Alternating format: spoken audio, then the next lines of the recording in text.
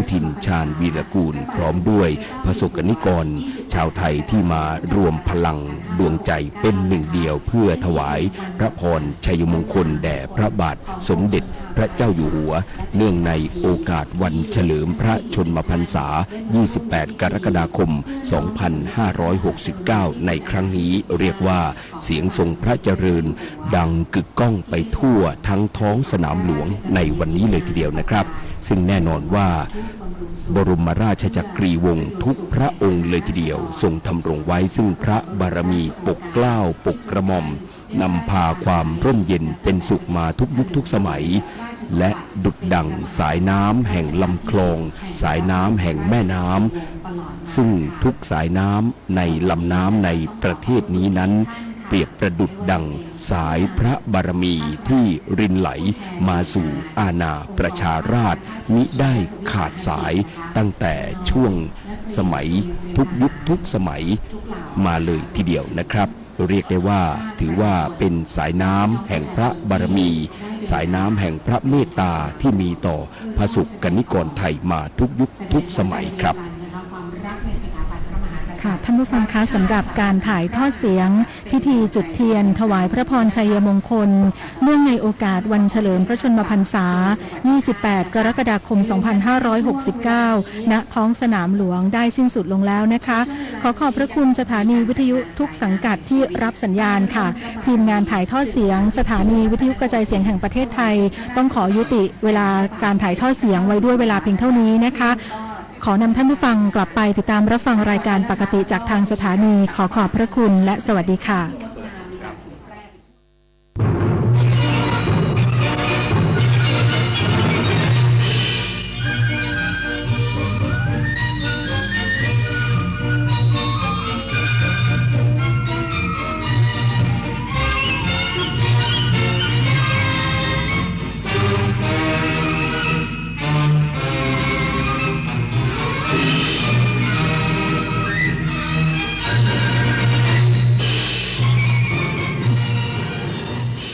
ที่นี่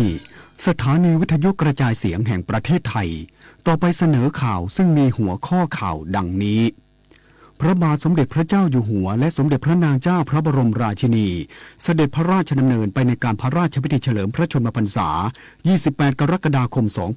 2569 ณ พระอุโบสถวัดพระศรีรัตนศาสดารามและพระที่นั่งอมรินทรวินิจฉัยพระบรมมหาราชวังประชาชนและนักท่องเที่ยวร่วมงานสายน้ำแห่งชีวิตใต้ร่มพระบารมีสืบสานวิถีรัตนโกสินทร์เนื่องในโอกาสวันเฉลิมพระชนมพรรษาพระบาทสมเด็จพระเจ้าอยู่หัวอย่างต่อเนื่องผู้ว่าการกีฬาแห่งประเทศไทยมั่นใจมวยสากลทีมชาติไทยมีลุ้นเหรียญทองเอเชียนเกม 2026 ต่อไปเป็นรายละเอียดของข่าวในพระราชสำนักพระบรมมหาราชวังวันอังคารที่ 28 กรกฎาคม พุทธศักราช 2569 วันนี้เวลา 17:40 นาทีพระบาทสมเด็จพระเจ้าอยู่หัวและสมเด็จพระนางเจ้าพระบรมราชินีเสด็จพระราชดำเนินโดยรถยนต์พระที่นั่งจากพระที่นั่งอัมพรสถานพระราชวังดุสิตไปในการพระราชพิธีเฉลิมพระชนมพรรษา 28 กรกฎาคม 2569 ณ พระอุโบสถวัดพระศรีรัตนศาสดารามและพระที่นั่งอมรินทรวินิจฉัยพระบรมมหาราชวังในโอกาสนี้สมเด็จพระเจ้าลูกเธอเจ้าฟ้าสิริวัณวรีนารีรัตนราชกัญญาสมเด็จพระเจ้าลูกยาเธอเจ้าฟ้าทีปังกรรัศมีโชติมหาวชิโรตมางกูลสิริวิบูลราชกุมารและเจ้าคุณพระสินีนาถพิราชกัลยาณีโดยเสด็จในการนี้ด้วยในการนี้สมเด็จพระกนิษฐาธิราชเจ้ากรมสมเด็จพระเทพรัตนราชสุดาเจ้าฟ้ามหาจักรีสิรินธรมหาวชิราลงกรณ์วรราชภักดีสิริกิจจการิณีพีรยพัฒน์รัฐสีมาคุณากรปิยชาติสยามบรมราชกุมารีสมเด็จพระเจ้าน้องนางเธอเจ้าฟ้าจุฬาภรณ์วลัยลักษณ์อัครราชกุมารีกรมพระศรีสว่างขวัตวรขัตติยราชนารี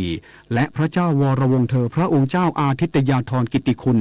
เฝ้าทูลละอองธุลีพระบาทรับเสด็จณพระที่นั่งอมรินทรวินิจฉัย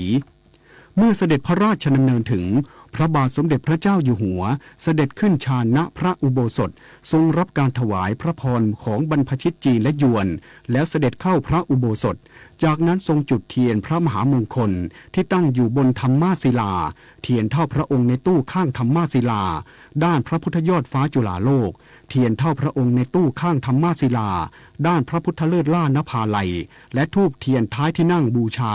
พระพุทธมหามณีรัตนปฏิมากรพระพุทธยอดฟ้าจุฬาโลกพระพุทธเลิศล่านภาลัยเสร็จแล้วทรงจุดเทียนเครื่องนมัสการทองใหญ่ที่หน้าธรรมาศิลาสมเด็จพระนางเจ้าพระบรมราชินีทรงจุดธูปเทียนเครื่องนมัสการทองทิศต่อจากนั้นพระบาทสมเด็จพระเจ้าอยู่หัวทรงจุดเทียนที่โต๊ะหน้าอาจสงฆ์พระสงฆ์เจริญพระพุทธมนต์วัคหายุสมธรรมและทรงจุดเทียนที่บัตรเทวดานุภเคราะห์บนแท่นซึ่งตั้งอยู่ตรงพระทวารกลางแล้วเสด็จลงฌานหน้าพระอุโบสถพระราชทานพระบรมราชวโรกาสให้ข้าทูลละอองธุลีพระบาทผู้สูงอายุฝ่ายหน้าฝ่ายในเฝ้าทูลละอองธุลีพระบาทรับพระราชทานราชสังฆาวัตถุเสร็จแล้วเสด็จพระราชดำเนินไปยังพระที่นั่งอมรินทรวินิจฉัยเมื่อเสด็จเข้าพระที่นั่งอมรินทรวินิจฉัยพระบาทสมเด็จพระเจ้าอยู่หัวทรงรับการถวายความเคารพของผู้มาเฝ้าทูลละอองธุลีพระบาทแล้วประทับพระราชอาณทรงพระกรุณาโปรดเกล้าโปรดกระหม่อมให้อาลักษ์อ่านประกาศพระบรมราชโองการการสถาปนาสมณศักดิ์ชั้นสมเด็จพระราชาคณะจบแล้วทรงประเคนสุพรรณบัตรพัดยศผ้าไตรและเครื่องประกอบสมณศักดิ์แด่สมเด็จพระราชาคณะที่ทรงตั้งสมณศักดิ์ใหม่พระสงฆ์เจริญชัยมงคลคาถาเจ้าพนักงานลั่นของชัยประโคมสังแตรและดุริยางค์เสร็จแล้วประทับพระราชอาณทรงหลั่งทักษิโนทกพระสงฆ์ถวายอนุโมทนาถวายอดิเรกจากนั้นทรงจุดเทียนพระมหามงคลที่พระแท่นพระนพพดลมหาเสวตฉัตรเทียนเท่าพระองค์ในตู้ข้างพระแท่นพระนพพดลมหาเสวตฉัตรธูปเทียนบูชาพระพุทธรูปเทวรูปเทวดานุภเคราะห์องค์อภิบาลพระชนมพรรษาที่โต๊ะหมู่เสร็จแล้วทรงจุดธูปเทียนเครื่องนมัสการผ่านทอง2 ชั้นบูชาพระพุทธปฏิมาชัยวัดประจำรัชกาลที่9และพระพุทธรูปประจำพระชนมวาลรัชกาลที่9ที่หน้าพระแท่นพระนพพดลมหาเสวตฉัตรทรงกราบทรงศีลสมเด็จพระธีรยานมุนีถวายศีลจบแล้วพระสงฆ์75 รูปเจริญพระพุทธมนต์การพระราชพิธีเฉลิมพระชนมพรรษาเมื่อพระสงฆ์เจริญพระพุทธมนต์ถึงบททำน้ำพระพุทธมนต์พระบาทสมเด็จพระเจ้าอยู่หัวทรงจุดเทียนที่ฝาครอบพระเกริ่งปาวเรศจากนั้นทรงประเคนพระครอบพระเกริ่งปาวเรศแด่สมเด็จพระธีรยานมุนีแล้วเสด็จขึ้นพระที่นั่งไพศาลทักษิณทรงจุดธูปเทียนบูชาพระสยามเทวาธิราชแล้วเสด็จพระราชดำเนินกลับไปยังพระที่นั่งอมรินทรวินิจฉัยเมื่อพระสงฆ์เจริญพระพุทธมนต์การพระราชพิธีเฉลิมพระชนมพรรษาจบแล้วถวายอดิเรกถวายพระพรลาพระบาทสมเด็จพระเจ้าอยู่หัวทรงกราบที่หน้าเครื่องนมัสการหน้าพระแท่นพระนพพดลมหาเสวตฉัตรทรงรับการถวายความเคารพของผู้ที่มาเฝ้าทูลละอองธุลีพระบาทแล้วเสด็จออกจากพระที่นั่งอมรินทรวินิจฉัยประทับรถยนต์พระที่นั่งเสด็จพระราชดำเนินกลับในวันเดียวกันนี้เวลา 7:54 นาทีพระบาทสมเด็จพระเจ้าอยู่หัวทรงพระกรุณาโปรดเกล้าโปรดกระหม่อมให้พลเอกสุรยุทธจุลานนท์ประธานองคมนตรีเป็นผู้แทนพระองค์ไปในการบำเพ็ญพระราชกุศลปล่อยโคนกและป่าเนื่องในโอกาสวันเฉลิมพระชนมพรรษาพระบาทสมเด็จพระเจ้าอยู่หัว28 กรกฎาคม 2569 ณ ท่าวาสุกรี เขตดุสิต กรุงเทพมหานครจบข่าวในพระราชสำนักเนื่องในโอกาสวัน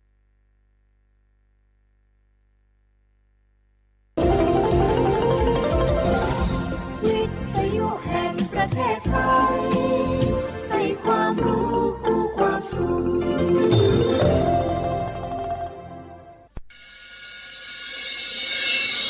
สถานีวิทยุกระจายเสียงแห่งประเทศไทยจังหวัดเชียงใหม่ AM 1476 กิโลเฮิรตซ์สถานีวิทยุภาคภาษาชาติพันธุ์แห่งเดียวในประเทศไทย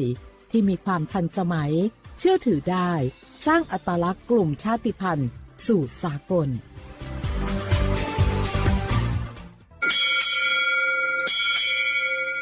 อ อโบดาจ้า โอเวอร์โชเปอร์ เหมยสุงคา บอกว่า ย้อซง อุดูธรรมา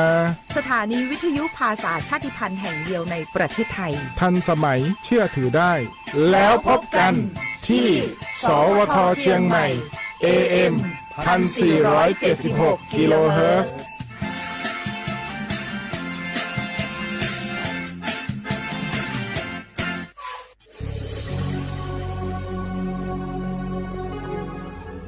เกิดเป็นคนไทย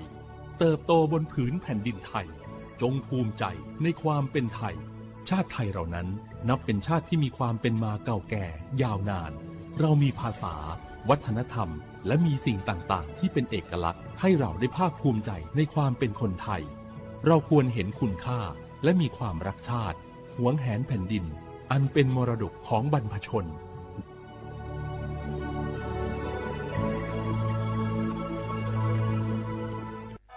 ฟ้าสลัวมัวแสงระวีส่องนกหยุดร้องวังเวงให้เงียบเหงามองฟ้าวันนี้เป็นสีเทาอกประชาหมองเศร้าระทมสวงด้วยพระราชธิดาพระองค์ใหญ่เสด็จคันไลสู่แดนสวงเสียงร่ำไห้สะท้อนสถานสวงพระเป็นดั่งดวงใจไทยประชา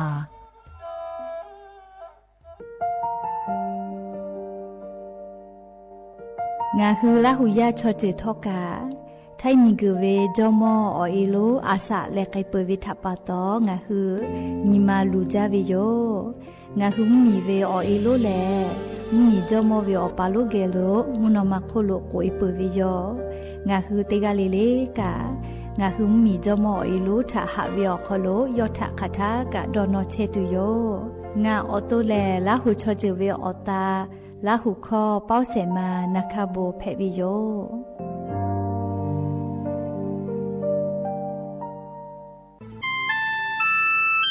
งาคือเจ้าวัดจิ้งใหม่ออกข้อต่อคืออติออกคโลโฆษณาติผาคือกาเวลโก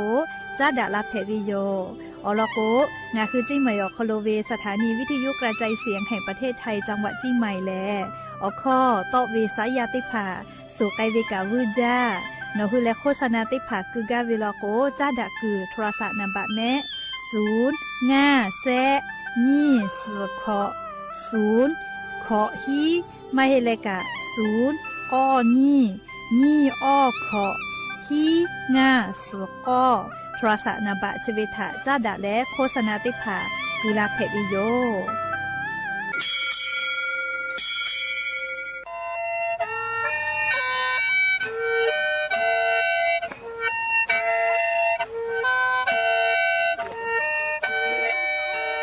หาเวอวิยเนียละหุยาติกาเลเลทาตาอุยอยาเวอคโลละเซจาเลอรายกาอบุดาจาอคโลหะยูลาวิโยแมนอคือกากาเชเวอคตอคือเชเลจีใหม่ขอยาลอยาอคตอคืออตีสถานีวิทยุกระจายเสียงแห่งประเทศไทย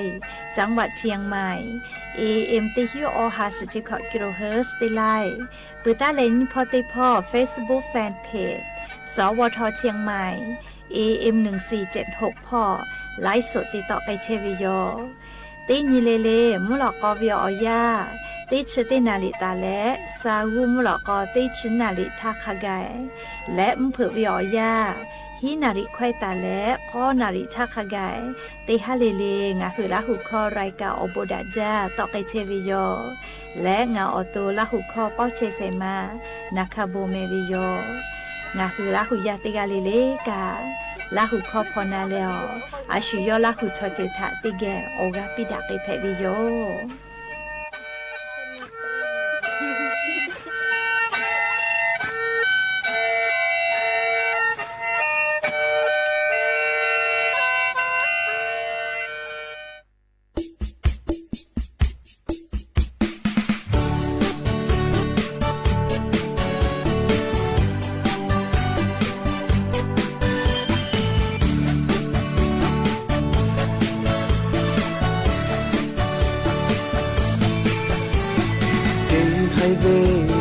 ชอลีวาลี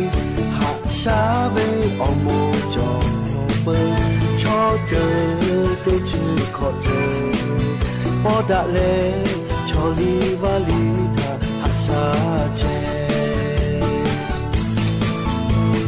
Aka pakayo tayu taya ni so ava la hu le bisu thai mu thai khứ thai lưới thai isala dara a yao khamo mia polo pe payo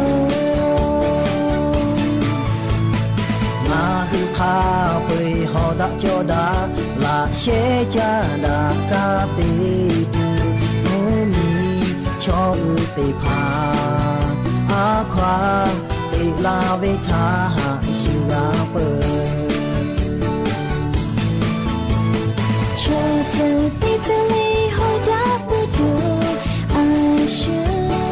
yêu về cho từ tha hạ bước đường ai sẽ để về cho lý và lý hẹn đời bơ đâu lo về cho ta để cài tu yêu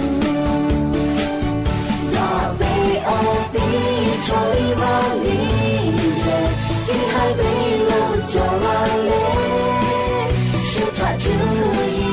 mà chỉ biết là từ cứ chế về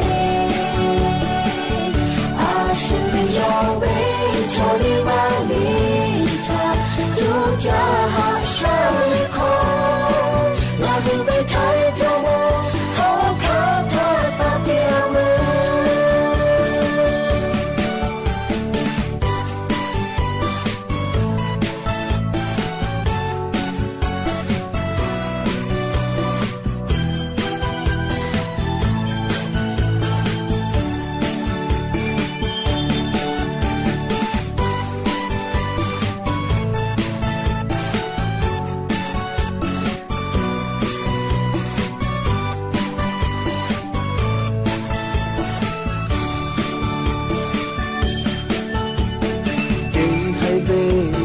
cho li và li hạ xa về ông mô cho mơ cho chờ tới chữ khó chờ bỏ đã lệ cho li và li tha hạ xa chê Aka pakayo tayu taya ni so ava la hu le bisu thai mu thai khứ thai lưới thai isala dara a yao khamo mia polo pe payo ma hư pha bơi họ đã cho đã là sẽ cha đã ca tê tu ngô mi cho tê pha a khoa tê la về tha hạ siêu ra bơi cho từ tí từ ly hồi đã bước đường ai chưa yêu về cho từ tha hạ bước đường ai sẽ để về cho lý và lý hẹn đời bơ đâu lo về cho ta để cài tu yêu là về ở đi cho lý và lý chỉ hai bên lâu cho lại lên siêu thả chữ gì mà chỉ biết là từ cứ chế về à siêu do bên cho đi ba lý ta chú cha hạ sao khó là vì bên thái cho bố họ khá thơ ta tiêu mơ là về ở đi cho đi ba lý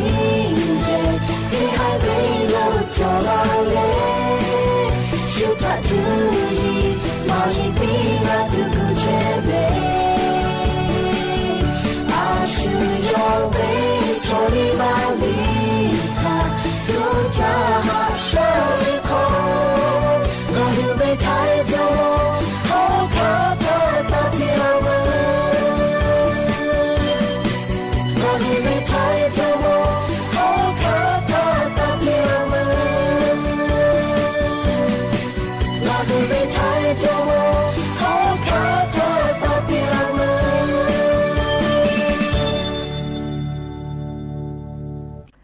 บูดาจาวิโยอย่าเพื่อหาติปอทอกาดาจาวิโอยาเชอคโลงะคือรายกาอบูดาจาคโลกาพูกามดาและอคอกะกอกะดักเชวิทาปะตออลอเปติกาลิลิทาตะอุยอยาวิโอคโลละเซจาและ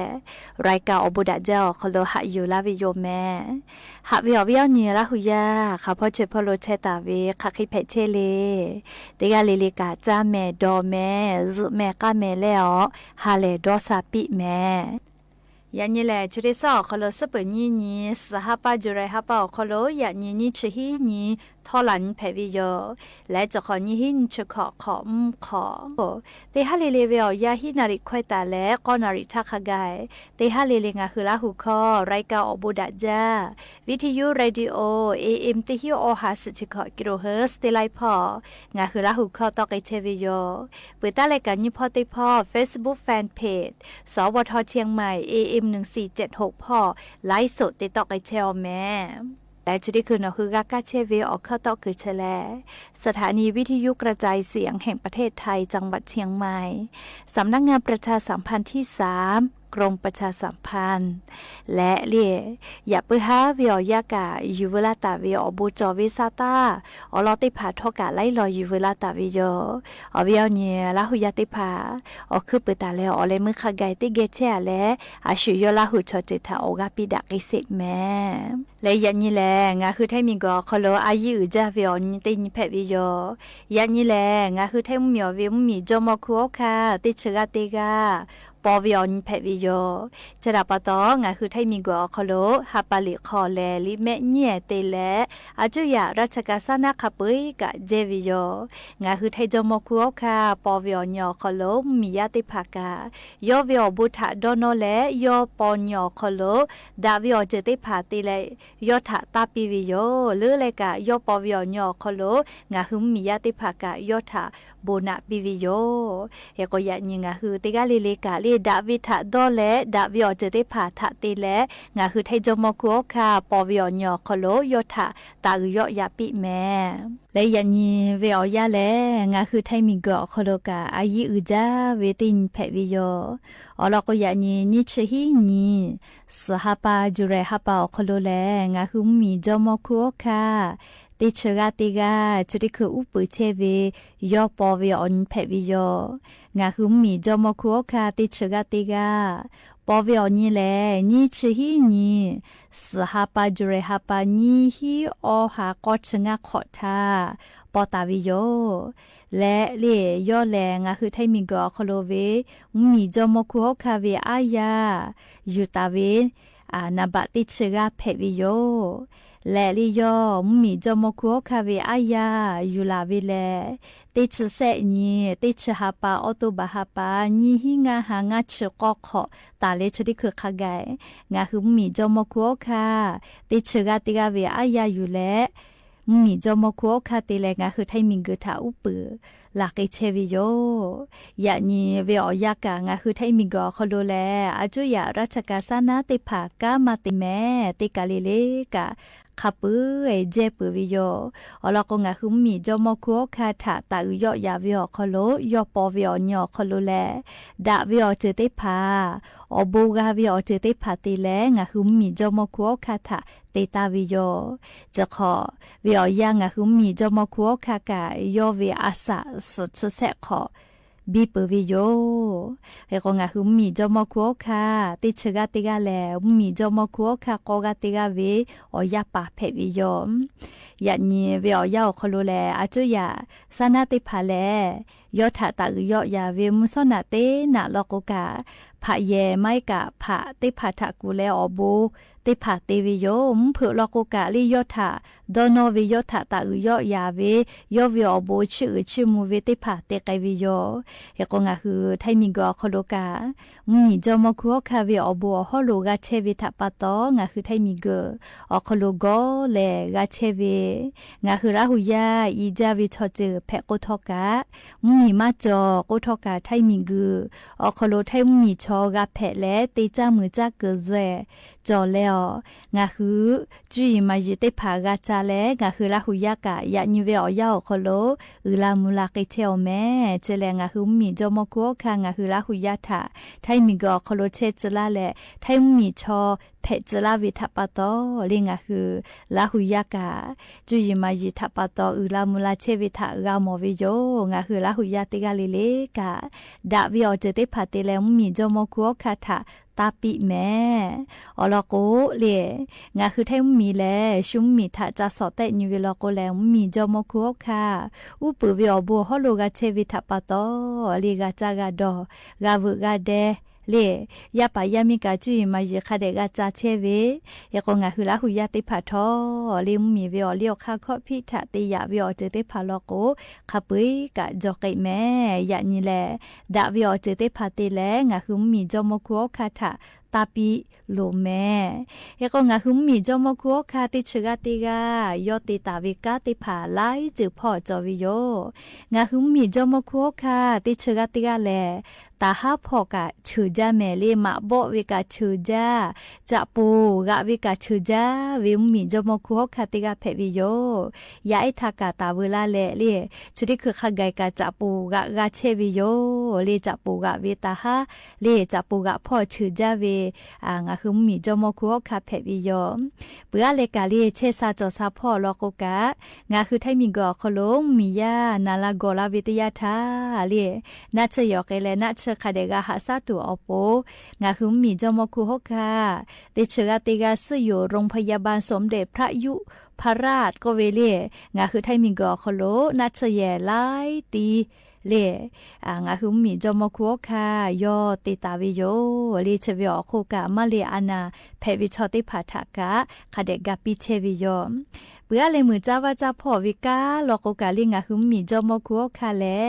งาคือมียาติผาติขอเลติจ้ามือจ้าวิอยากาวิทยาทาจัสจายอติผางาคือมีติจ้ามือจ้าลาเวอาสติคาถามากาลือตัวโปเลติขอเลกางาคือมีจอมคุกค่ะเลติจ้ามือจ้าวิอยาวันพืชมงคลก็วิอนิกาลโกจัสจายอติพายุและมียาถาปิลาเกเชวิโยและเลอบามีพ่อโลจันดาเวลโกกาเลงาคือมีจอมคุกค่ะทอกาไล่มีถาจ้าดากอดาอชอบป้ามือดาและเลกาดักวิอเจอมาก็นิมาลูวิอเจติพากาลาเวลโกกาเลติเกนิมากาลูและฮาเลกูจอเวลโกกาติเกกาฮาเลเกเชเว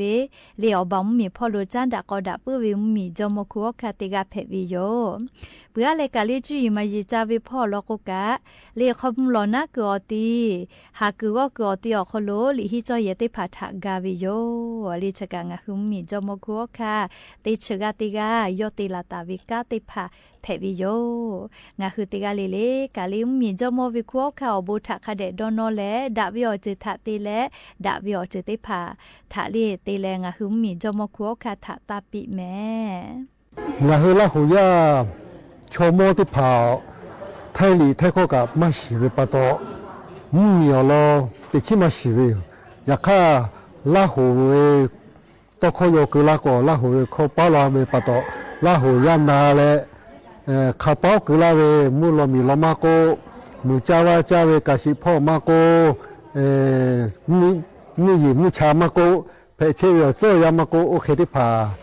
กาสิเวอบุโจจาเวชมแม่วิทยุขอข้อกาดาเลยวิทยุขอวิทยุมาเยอะเลยนะคือชีมุที่ขอที่เยอะเลยกาดาจาเนาะถ้ามีญาติเผยอคโลเลียจุยารัฐบาลอ่ะคือพอยาลอยาทุมาติจึกาลาจึกาเลเจ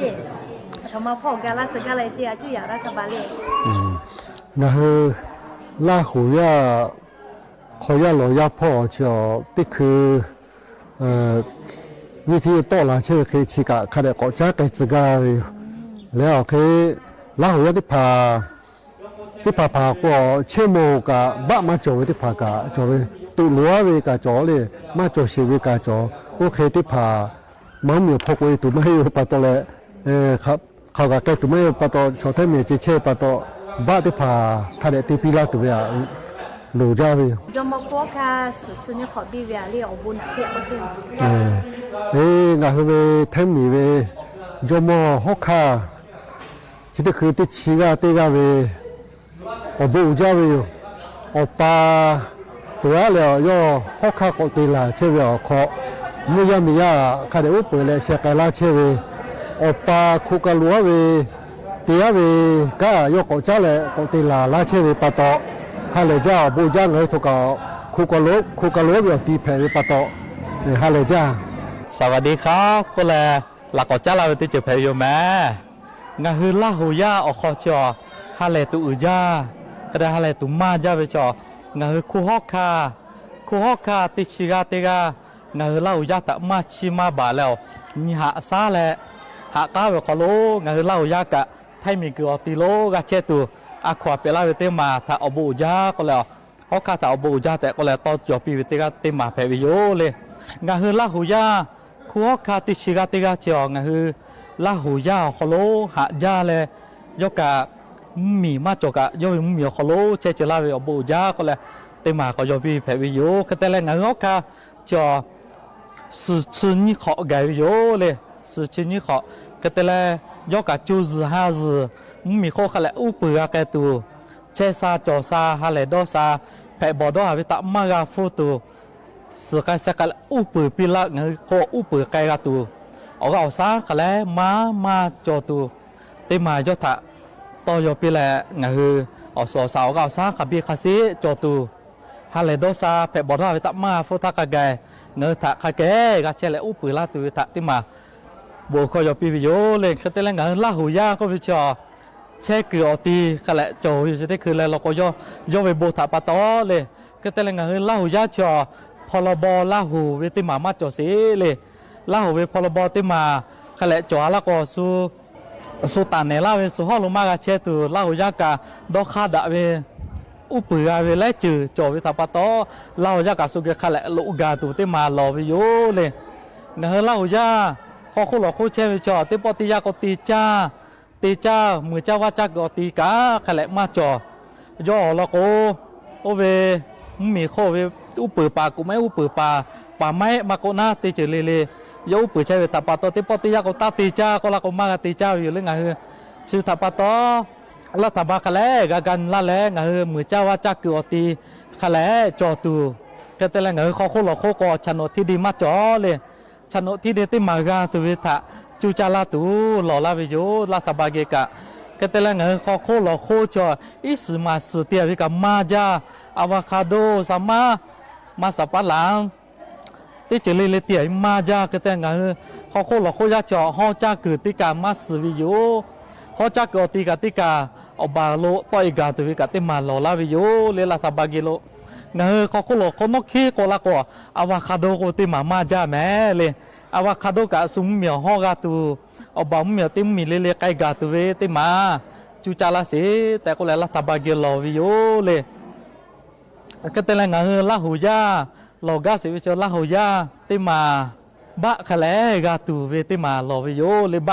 ะประชาชนที่แทมมีเขาแจกับบะประชาชนมากาสิวิกามาจาวิโยคือแต่ละแล้วก็งานบะกาแล้วมีเขาขะแลเชเปกาตูสุกะอยู่ทามากาฟุตุติมาลาหัวโคโลกาลาตูลาตาบากิโอลอวิโยก็แต่ละงานโตอย่างนี้เล่าข้อต่อแล้วตอกายกเวอบูจาเลวิทยุอติโลกะงานวิทยุนาเชเล่าข้อเชียวอบูจอจาวิโยเลยงานเล่าแทมเมียเจ้าอบูจอแม่มัมมีโลกะเล่าเชเวเต็มมีเลกะเล่าเชตาวิโยคือแต่เล่าที่ทายวิทยุต่อเว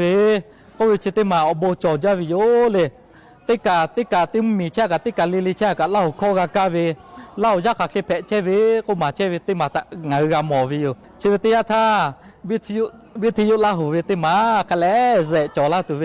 อบูจาวิโยเลเชเววิทยุติมาขะแลนากาตุเวและอย่าเพื่อให้เตปองานลาหูคอปอเชเสมานะคะโบ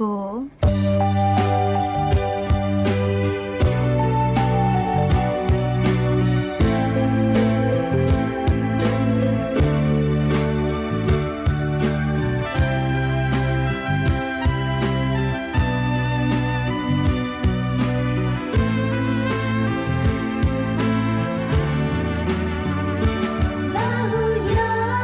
cho kênh Ghiền Mì Gõ Để không bỏ lỡ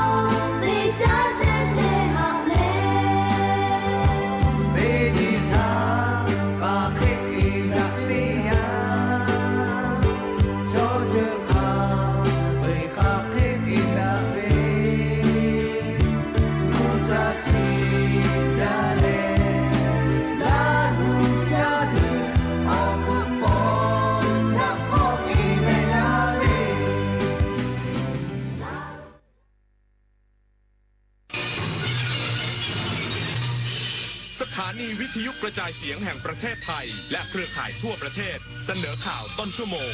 รู้เร็วรู้จริงเกาะติดทุกสถานการณ์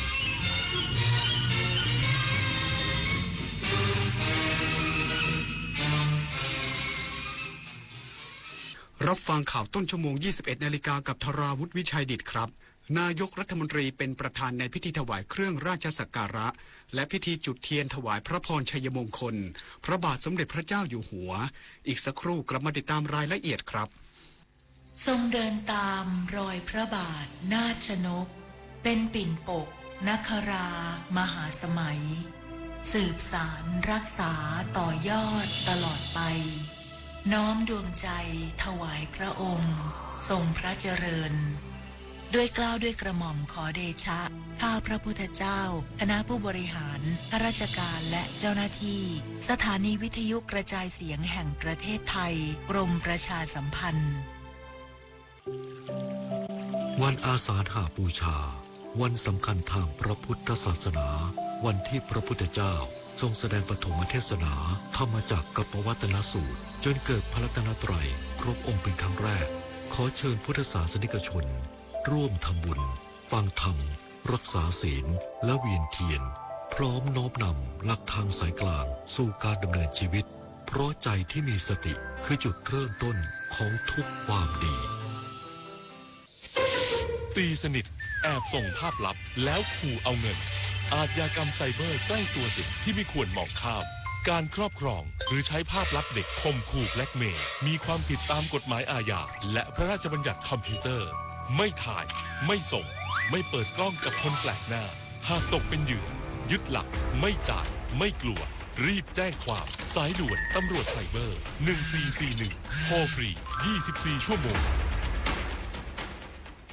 ถนนดนตรีไลฟ์เดือนสิงหาคมมิตรภาพผูกดวงใจกอดคอกันร้องเพลงอำลาถนนดนตรีไลฟ์กับมาลีหัวหน้าวันพฤหัสบดีที่ 6 สิงหาคม 2569 เวลา 18 นาฬิกาณห้องออดิทอเรียมอาคารศูนย์ปฏิบัติการสื่อใหม่กรมประชาสัมพันธ์ถนนวิภาวดีรังสิตดินแดงกรุงเทพมหานครติดต่อเข้าชมโดยไม่เสียค่าใช้จ่ายได้ที่ Facebook ถนนดนตรีเรายังเป็นนักเดินทาง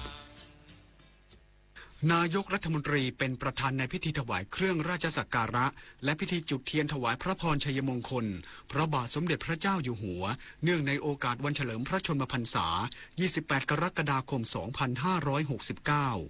นายอนุทินชาญวิรากูลนายกรัฐมนตรีและรัฐมนตรีว่าการกระทรวงมหาดไทยพร้อมด้วยภริยาเป็นประธานในพิธีถวายเครื่องราชสักการะและพิธีจุดเทียนถวายพระพรชัยมงคลพระบาทสมเด็จพระเจ้าอยู่หัวณเวทีใหญ่ท้องสนามหลวงเนื่องในโอกาสวันเฉลิมพระชนมพรรษา 28 กรกฎาคม 2569 โดยมีประธานรัฐสภาประธานวุฒิสภาประธานศาลฎีกาประธานองค์กรอิสระตามรัฐธรรมนูญคณะรัฐมนตรีพร้อมคู่สมรสข้าราชการชั้นผู้ใหญ่ทหารตำรวจพลเรือนและภาคประชาชนเข้าร่วมพิธีอย่างพร้อมเพรียง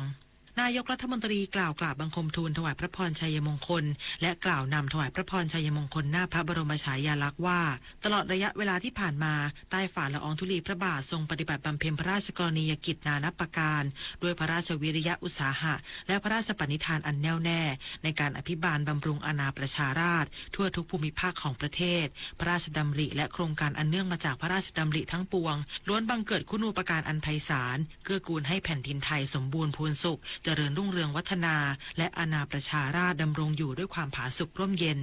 ชวิสาประทุมมารายงาน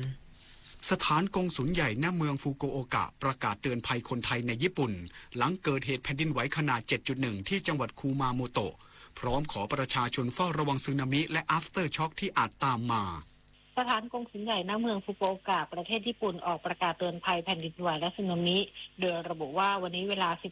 16:27 นาทีตามเวลาของญี่ปุ่นได้เกิดแผ่นดินไหวขนาด 7.1 ที่จังหวัดคุมาโมโตะโดยรู้สึกถึงแรงสั่นสะเทือนสูงสุดระดับ 7 ที่เมืองอุคิและฮิคาวะจังหวัดคุมาโมโตะและระดับ 5-6 ขึ้นไปในพื้นที่อื่นๆของจังหวัดคุมาโมโตะรวมถึงระดับ 3-5 ที่จังหวัดคาโกชิมะ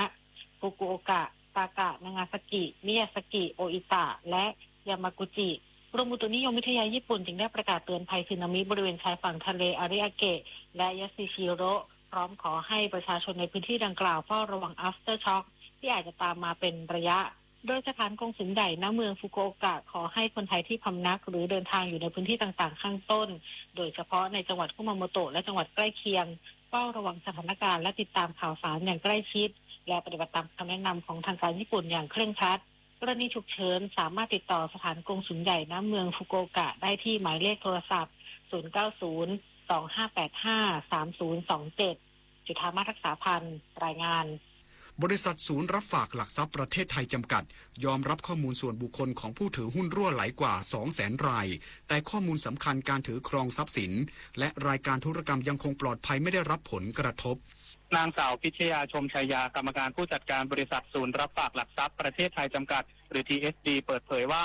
จากกรณีตรวจพบการเข้าถึงข้อมูลส่วนบุคคลของผู้ถือหุ้นโดยมิชอบล่าสุดพบว่ามีผู้ได้รับผลกระทบเบื้องต้นประมาณ 200,000 รายจากบัญชีทั้งหมด5ล้านรายโดยข้อมูลที่ถูกเข้าถึงรวมถึงข้อมูลทางการเงินและบัญชีเงินฝากอย่างไรก็ตามยืนยันว่าข้อมูลการถือครองหลักทรัพย์และระบบการทำธุรกรรมซื้อขายหลักทรัพย์ไม่ได้รับผลกระทบและไม่สามารถนำข้อมูลที่รั่วไหลไปทำธุรกรรมได้ทันทีทางนี้ TSD ได้แจ้งผู้ได้รับผลกระทบผ่านอีเมลและ SMS แล้วพร้อมแจ้งความและประสานกองบังคับการตำรวจสืบสวนอาชญากรรมทางเทคโนโลยีเพื่อติดตามผู้กระทำความผิดและยืนยันว่าจะพิจารณาเยียวยาผู้เสียหายตามข้อเท็จจริงหากพบความเสียหายที่เกิดขึ้นและตลาดหลักทรัพย์จะเร่งยกระดับมาตรการรักษาความปลอดภัยของข้อมูลเพื่อสร้างความเชื่อมั่นให้กับผู้ลงทุนต่อไปปฏิพล สัทธพรหมารายงานปิดไฟปิดแอร์เมื่อไม่ใช้ช่วยประหยัดค่าไฟลดการใช้พลังงานจบข่าวธราวุฒิวิชัยดิษฐ์อ่านรับฟังข่าวครั้งต่อไปเวลา 22 นาฬิกาครับติดตามข่าวที่นำเสนอไปแล้วได้ที่ www.thainews.prd.go.th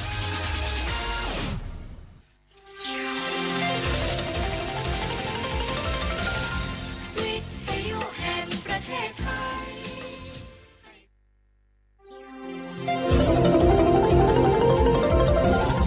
วิทยุแห่งประเทศไทยให้ความรู้คู่ความสุข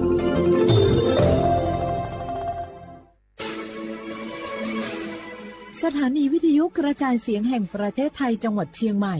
AM 1476 กิโลเฮิรตซ์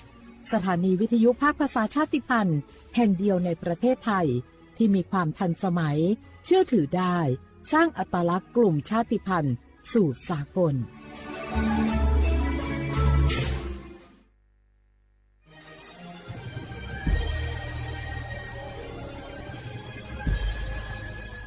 เกิดเป็นคนไทยเติบโตบนผืนแผ่นดินไทยจงภูมิใจในความเป็นไทยชาติไทยเรานั้นนับเป็นชาติที่มีความเป็นมาเก่าแก่ยาวนานเรามีภาษาวัฒนธรรมและมีสิ่งต่างๆที่เป็นเอกลักษณ์ให้เราได้ภาคภูมิใจในความเป็นคนไทยเราควรเห็นคุณค่าและมีความรักชาติหวงแหนแผ่นดินอันเป็นมรดกของบรรพชนร่วมภาคภูมิใจในความเป็นไทย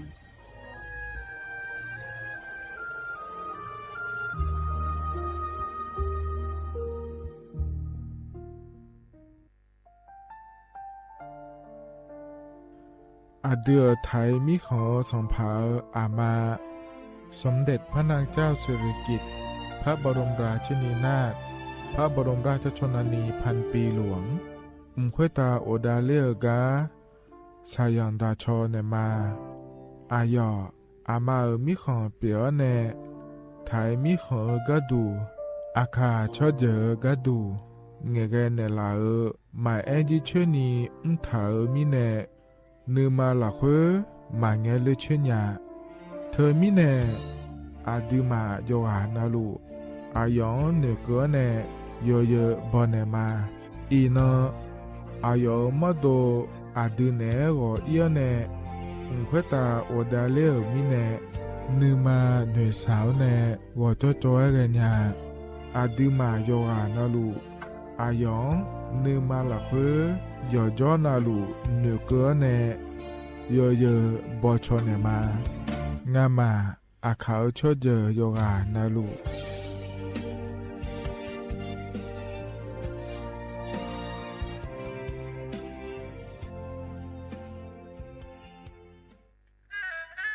กราบก้ม บังคมบาทปิยราชธิดาพระเสด็จสู่ฟ้าปวงประชาร่ำให้ครวญนานาพระกรณียกิจในดวงจิตทวินหวนทุกเร้าเศร้าในสวงพระคือดวงใจไทย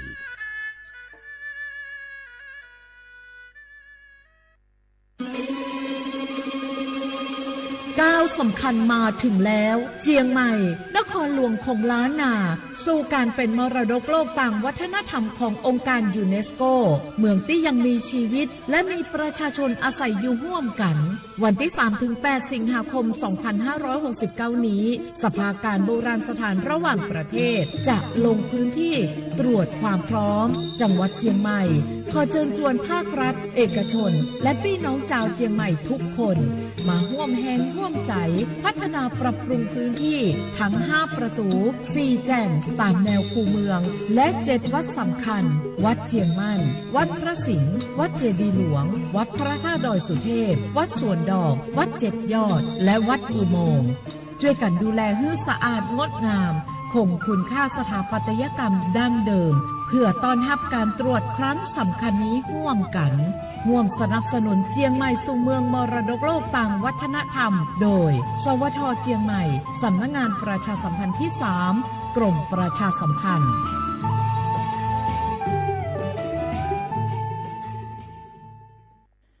กากตินักก็ลุกหุ่มยาวยศดูเจียงหลังในยานีเมื่อสปสชยอนาลูกดูยมือยศดูละยาวนักก็ลุกหุ่มยาวอุตายศดูเจียงหลังในยานีลัวแม่ซาพิลัวเดอฮอผู้เจอเดอกดูเฮลัวยาแม่ซาพิอปดัวมาเมื่อเจ็บกิลันยังลาและอันตราซาวน์ในชดเชอไอโอดินยศดูนี้หลังเนื้อแม่HIV อามังเนจังมาบินย่อยกระดูยากาบิโอข้าแม่สุดอังเชหอชีโชอุตาลาซาเมสิญญาเจมอนาสปสชติซุ่มจำยอสปสชเขต1เชียงใหม่นากาจำยองาซุ่มนี่เยงาซุ่มงาปโยดามอเดนากาตีโกจำยอนึมานากอนาลูเดนากาติซุ่มนี่ซุ่มโยกานาลูกดูไม่ได้ฮัลโหลสวัสดีครับพี่น้องอายุอันนี้เดือขยาวโฆษณาไกกะกอสถานีวิทยุกระจายเสียงแห่งประเทศไทยจังหวัดเชียงใหม่พบปานเนอบีเคฮอมอนาแอออนหลิญาเมเจสถานีวิทยุกระจายเสียงแห่งประเทศไทยเฮนาอย่าซิมก้อนบีเอดูอย่าล่อนแต่ช่วงหางละหาเช่กะปอจักกันเนอดูพ่ออีสอนอีกามาเล่าเนกามองขากากายกุญญายีเนียวโฆษณาบีเกหมอญาแลนึงมาอ้อนานากาแม่เหลียวแน่แม่ขอยังง่ายีเนียวนากาสัมโบนาก่อนนี่จำยองาซุมีสีโกจำยอโกแย่และงาเดใจที่โบนาก่อนนี่จำยอเวนี่โกแย่งาสีเวและงายีเนียว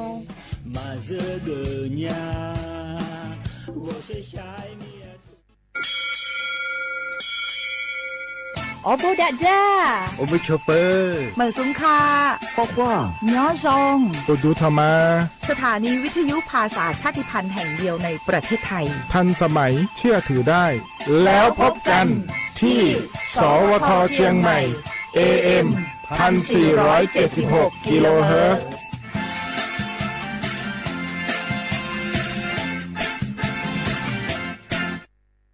ข้าชอแม่น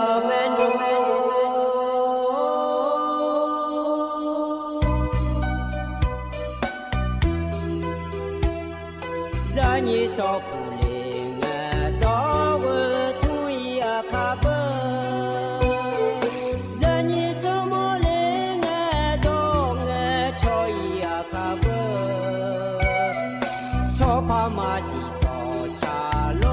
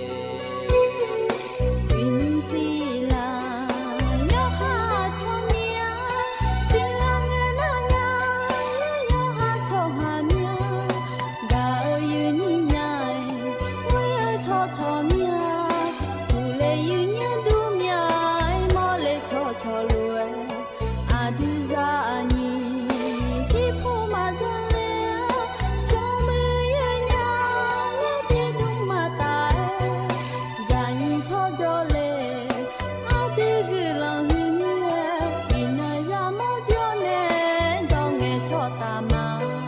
เฮ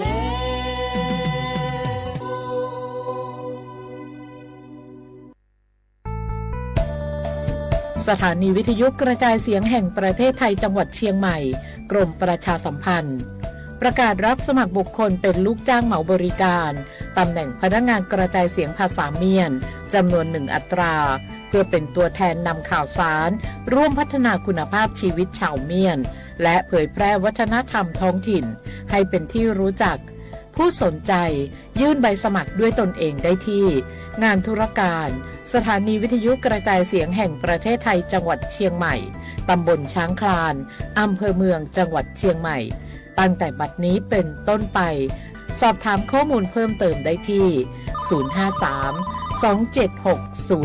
053-276-068 ในวันและเวลาราชการมังมังลิวเอาเก่งเจ้าก็ร่วมเป็นเจ้าภาพงานระดับโลกจัดขึ้นในประเทศไทยการประชุมสภาผู้ว่าการกองทุนการเงินระหว่างประเทศและกลุ่มธนาคารโลก 12-18 ตุลาคมณศูนย์การประชุมแห่งชาติสิริกิติ์ด้วยแนวคิดโลกทัศน์ใหม่ของไทยเพิ่มศักยภาพคนสร้างภูมิคุ้มกันในโลกที่ท้าทายมาร่วมเป็นส่วนหนึ่งของการประชุมครั้งประวัติศาสตร์เพื่อปรับตัวสู่อนาคตร่วมกันอย่างมั่นคง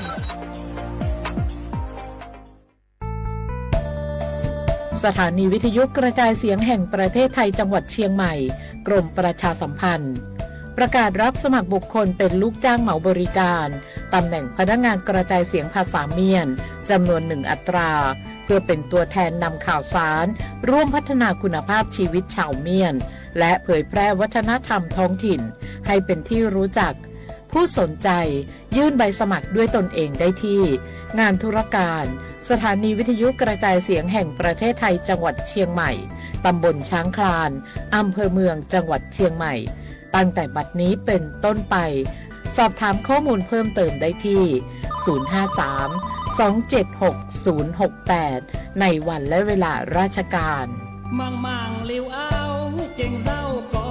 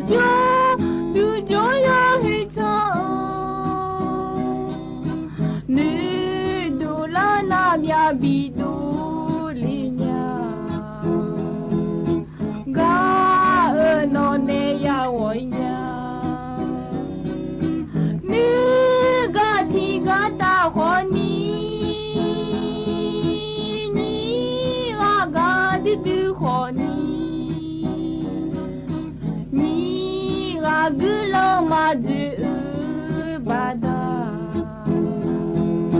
がのねやおいにゃ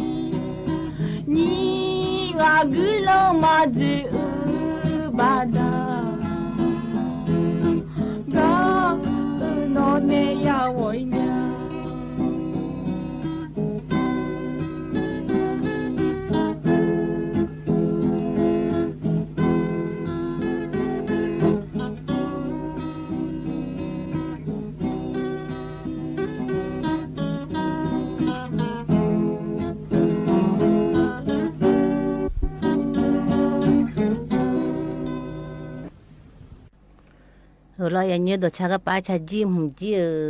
นี่ก็ลูกาคนนี้แล้วเทียที่อยากช่างหัวเนี่ยจิโร่อย่างนี้เทียที่ติกาอยากช่างหัวเนี่ยจิโร่ถ่ายพอแน่เลยนะคนนี้แย่ทานที่ยังรักและไงอย่างเนี้ยคนนี้ตัวเช้าไงบันในเช้าถ่ายพอแน่มาอย่างนี้ดูทำไมอย่างนี้วันนั้นรู้ล้อให้ยุจีคนนี้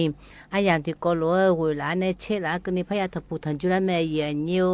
ก็ในตานางมันในมีมดูแลได้หรือไม่อย่างนี้มันในมีมดูนะคนนี้สถานีวิทยุกระจายเสียงให้ประเทศไทยจังหวัดเชียงใหม่สำนักงานประชาสัมพันธ์ที่3กรมประชาสัมพันธ์ยุ่หน้าคนนี้สวทเชียงใหม่และงานอย่างนี้นายอย่างนี้นะหันยาพอหน้าคนนี้บุกเกอมาข้อและกดคุ้งอร่อยอย่างนี้AMที่พายยาสิเช็คกิโลเฮิรตซ์และงานอย่างนี้หน้าเฟซบุ๊กพอหน้าคนนี้สวทเชียงใหม่AMที่พายยาสิเช็คกิโลเฮิรตซ์และงานอย่างนี้คือหน้าคนนี้งานมันในโจดูและหน้าก็พอเนี่ยให้แล้วหน้าหันยาและงานอย่างนี้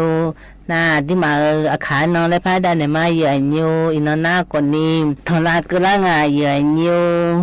สีบลามอนที่หัวลอยเยอะนิวไทยพอหน้าคนนี้ว่าอาคารในลอยเยอะนิวอันหน้าคนนี้ยิ่เชี่ยกรกฎาคมยิ่พางายากูเชี่ยวลอยเยอะนิวให้คือคนนี้ที่มาอาคารนอนให้แล้วมาเงี้ยนิวจ้อนายด้านในแม่เยอะนิวอินุจีคนนี้และจะกาจีและจือแล้วตัวจะเอาถ่ายแล้วอินหน้าคนนี้ราชการพนักวันอยู่แล้วมีรอยอย่างนี้แล้วตัวผู้หลาจะเอาถ่ายแล้วพอในมาอย่างนี้ก็มาเกลือไม่ได้จะกาจีมาเกลือไม่ได้ตัวชาติบิมแล้วบินหามาอย่างนี้ตัวชาติบิมจีบ่มาเงี้ยเลยช่วยงานจีรอยอย่างนี้ให้แล้วถ่ายพนักคนนี้ลุงแฟนเก่าไม่ลงแล้วไงอย่างนี้ที่โควิดดามาอย่างนี้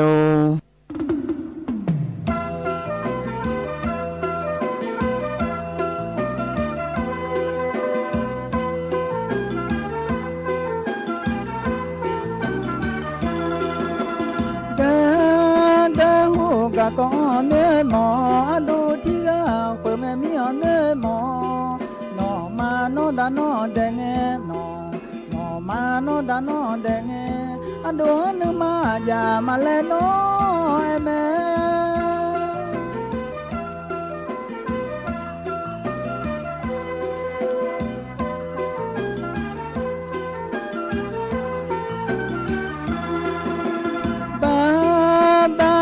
งานเสือกาโอเสือยางามาโอลอยาบาซื้อเสือลอนูยอคาบาเอเสือลอนูยออันดูที่กานอนในมอลาญา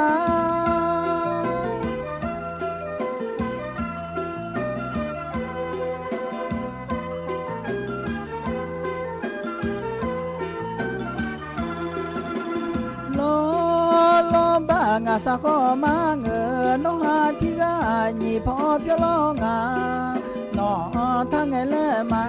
น้อดูทางไงแลมาดูที่กาน้อมาไงเลมา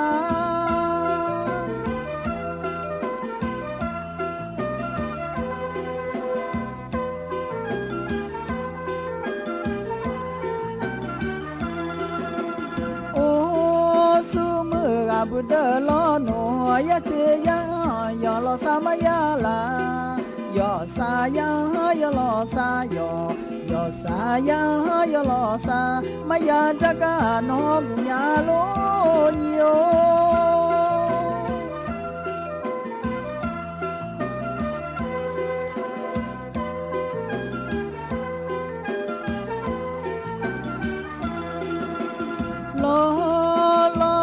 งาสะขอมาเงินน้องหาที่กาညီพอเพียลองา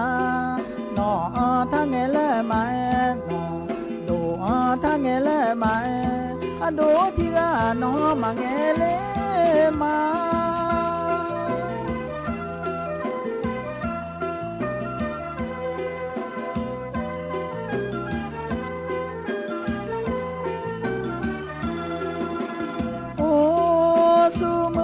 บุดลอโนยะเจยายอลอสามายาลายอสายายอลอสายอยอสายายอลอสามายาจักานอกุญาโลญิโย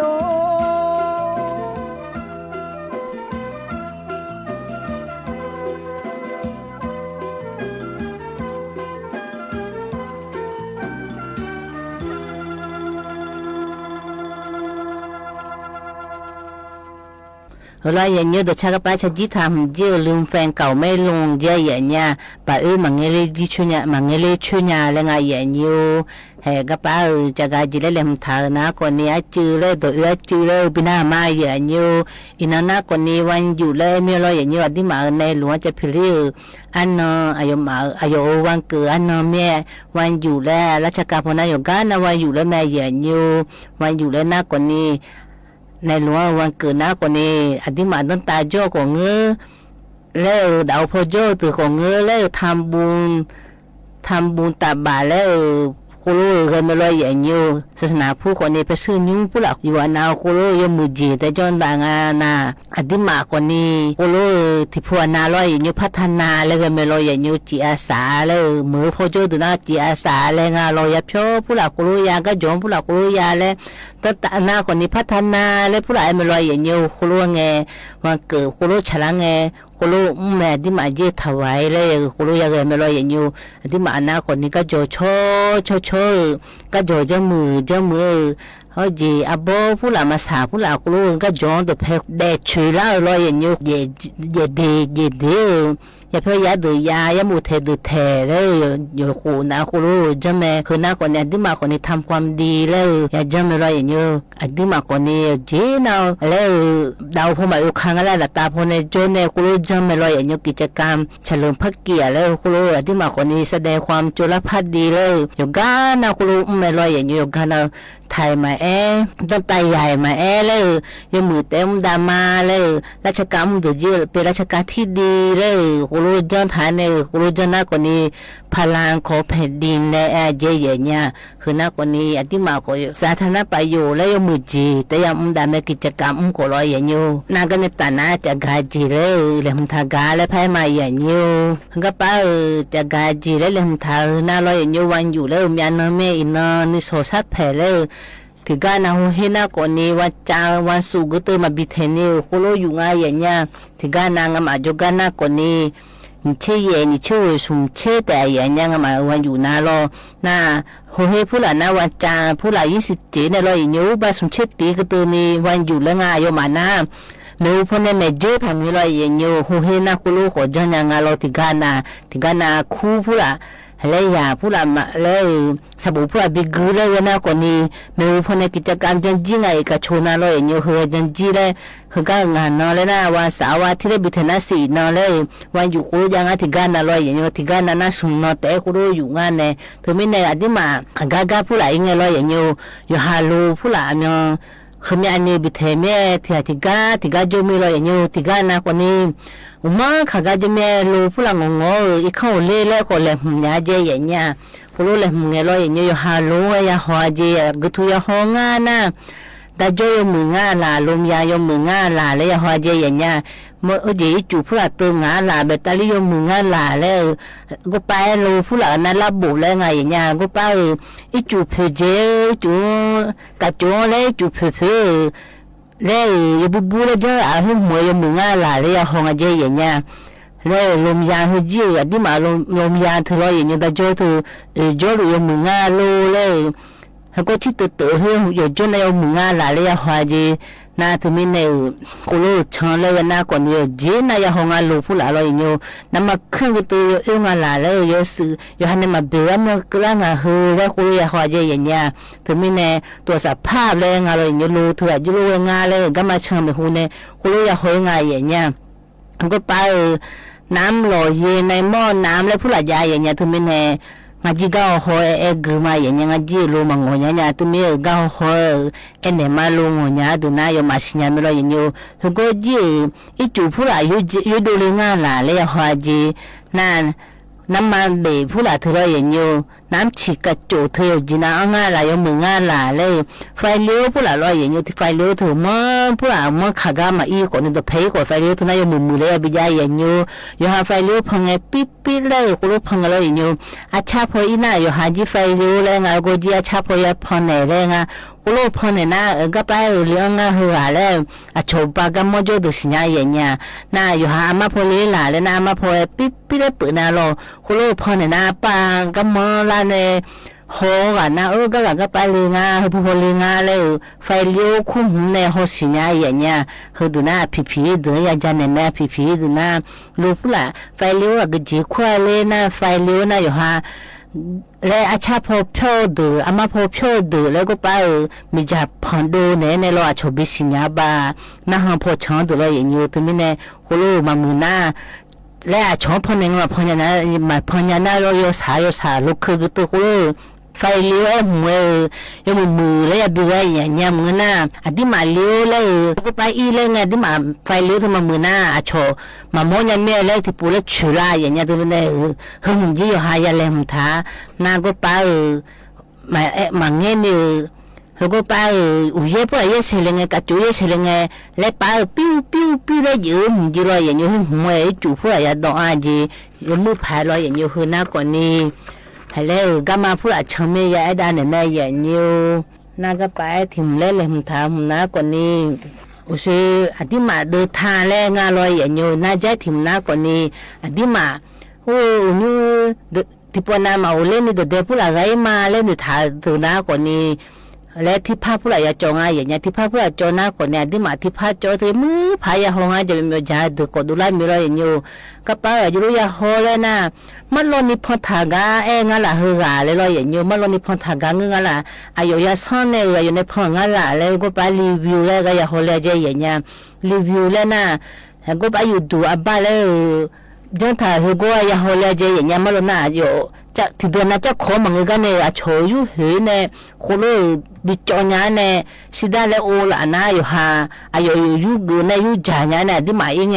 มาจางก็ก็มีเนี่ยถึงมีเนี่ยดิมาแล้วเด็กๆก็งงเนี่ยเขาบอกเลยนี่เด็กๆคนนั้นหาก็งงที่มีแต่อย่าแล้วคนนึงนะคนนี้แล้วที่พาจงไอ้มือพายห้องไงอย่างเงี้ยชนเนี่ยจะมาบินมาจ่าพายโลก็มันนะคนนี้ยังมือพารีวิวก็อย่าฮอลเลยไงอย่างเงี้ยชนในจอถาเฮจริงหรือหัวงาล่ะและจริงหรือหัวช่วยยานเนี่ยนี่เลยงาเฮเลยไอ้ยมาก็รีวิวเลยมืองาเลยลามาชดูเนี่ยเฮอันเนี้ยงาเฮเลยเมียหัวมาบีเจเลยอย่างเงี้ยเมียหัวเจนะดิมาเลยว่าช่วยที่หัวลองเทียมมาอีอ่ะดีเลยเยอะหายันหนึ่งงานเนี่ยหัวหน้าดิมาคนนี้มาเลยงาเลยยันหนึ่งงานอย่างเงี้ยที่ปุ่นน่ะสิได้บีเจในเลยไงที่พาก็เลยไงปีบริการเลยงานเจอย่างเงี้ยเฮดูน่าชนในสุ่มหือผู้ละเฮเลยจังทางไงอย่างเงี้ยไม่ใช่ชีวอย่างเงี้ยที่มีเนี่ยดิมาเจยังมือพายหาเจก็ป้าเพย์ฮอเว็บไซต์ตัวเลยอย่างเงี้ยนายหาคนรู้ช่างเลยนี่นายขานะคนนี้อยู่หาจุดโดผู้ละก็เพก็แล้วไม่ละไงโดผู้ละคนรู้ยังไงหุ่นท้ายเจจุดโดเจอย่าผู้ละนั่นไงอีจุดนั้นอย่าบีอังไงอย่างเงี้ยอย่าผู้ละไม่ละไงหัวใจบีจ่าเลยก็ไม่สันนิมอนาเลยอย่างเงี้ยอย่าหัวใจบีจ่าเลยคนรู้ยังไงหุ่นท้ายเจอยู่หาคนรู้เลยหุ่นท้ายนะก็เพก็แล้วที่ปวนาจามาเย่ไงอย่าให้น่ารู้ก็จะยาเลยไงอามาดาคนนี้คนรู้เลยหุ่นท้ายนะก็ยกมือเลยไงอย่างเงี้ยมือน่ะอุบาอยู่นาช้อนแต่ชนะล้าหาผู้ไหลน่าถึงกันนาคนนี้ชาวแม่เนี่ยเมื่อจ่าพาก็มาเกเลยจ่าพาก็มาเกอุเย่ผู้ไหลเย่มินเลยอย่างเงี้ยเย่ก็พยายามเล่นเนี่ยบุขาผู้ไหลแบบใบชะแม่อย่างเงี้ยลุงงาเลยถึงกันนาปานน้ำมันก็อีผู้ไหลเซเว่นผู้ไหลอีเลยยังไงบุขาคู่ๆอย่าชนะถึงมีในอีจูบุขาเลยยาลากตัวอาจือเลยพาลุยพาลาตัวเลยจือเลยอะไรมาอย่างเงี้ยที่ปนเอาคู่ชนะอุยเดชนะดูผู้ละก่อนหน้าก่อนนี้จะต่อแล้วจีพออยู่กันเรื่องยาพาลาผู้ละจะน่าอาเพียบได้เชมาเพียดูว่านี่คู่ลูกก่อนนี้ชาวบ้านยังอร่อยอยู่หื้อหน้าก่อนนี้อดีมาที่ปนาที่พาเลยผู้ละยังไงก็มาช้อนเลยเลยมันธนาก่อนนี้คู่ลูกยังหาจือเลยภาษาเตอร์ผู้ละจือเลยคู่ลูกยังเลยมันทางไงอย่างเงี้ยคนรู้เลยนาดิมาคนนี้ก็เพกันล้างผู้ละจีผู้ละล้านน่าล้างไงจ้ามาอย่าละผู้ละมาอันเนี้ยรู้เลยมาอันเนี้ยเหื่อเลยคนรู้มาหนุนผาเลยเยอะๆคนนี้มาเย่ถึงมีเนี่ยคนรู้เลยมันฐานะคนนี้มือเจ๋แล้วไงอย่างเงี้ยเห็นกันในแต่นั้นตัวชาติบินเลยบินหามาอย่างเงี้ยตัวชาติบินหน้าคนนี้โอ้จีเย่โอ้เจ๋อย่างเงี้ยจีพอมีเนี่ย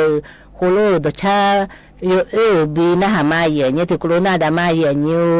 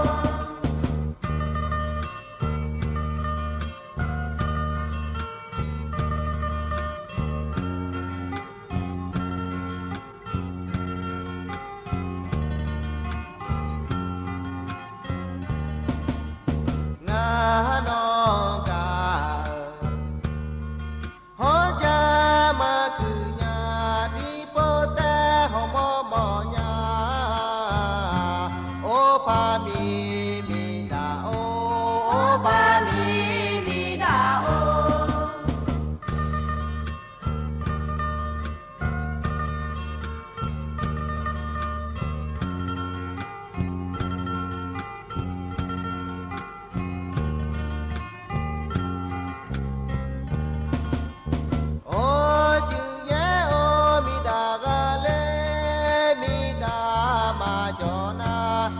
tư mà ya mơ phẳng ai ngã non mò gió tư mà người nhà đi bố ta họ mò mò nhà ô mẹ số mi ta ô mẹ số mi ta ô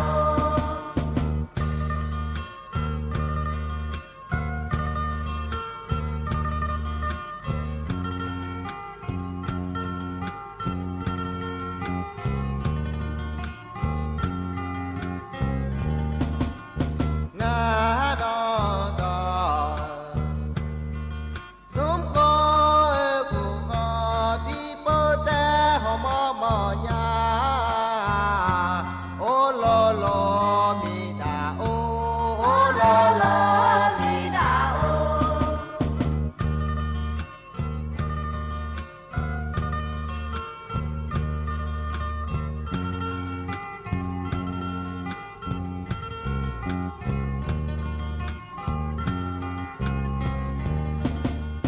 ngã đo cả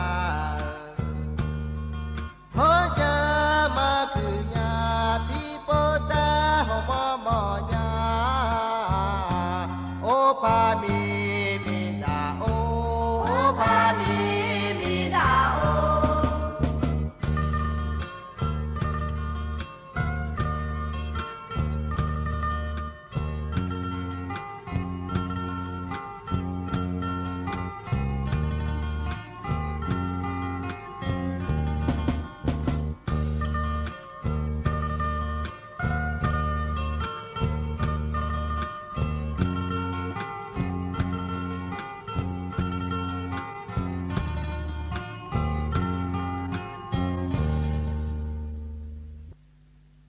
la ya nyo do cha bu na ko ni o ji ye o la hong e ba ne a u ju ne cha tha nga ya nyo do cha hum ko ni do cha bu ma na ha ma sin ya le thiam jo hong e ba ya gu ya na lo ya nyo yo ka na sin ya me nyo no ya de le mu na lo ya nyo hong e ba amata le e na amata le nga ya ti joi ma bu ka i nya do cha nga ya hong e ba ne thia thia ko cha to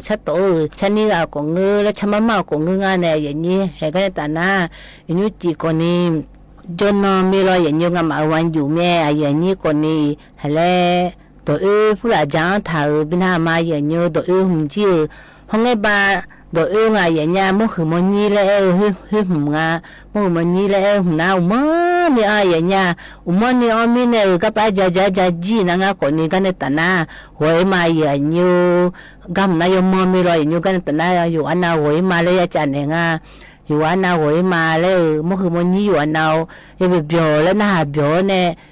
anh em na thì khi tới đó nè mà giá gì của nhà lo na như chỉ na còn điวันอยู่เลยแม่umon đó thà nè bị giá gì nè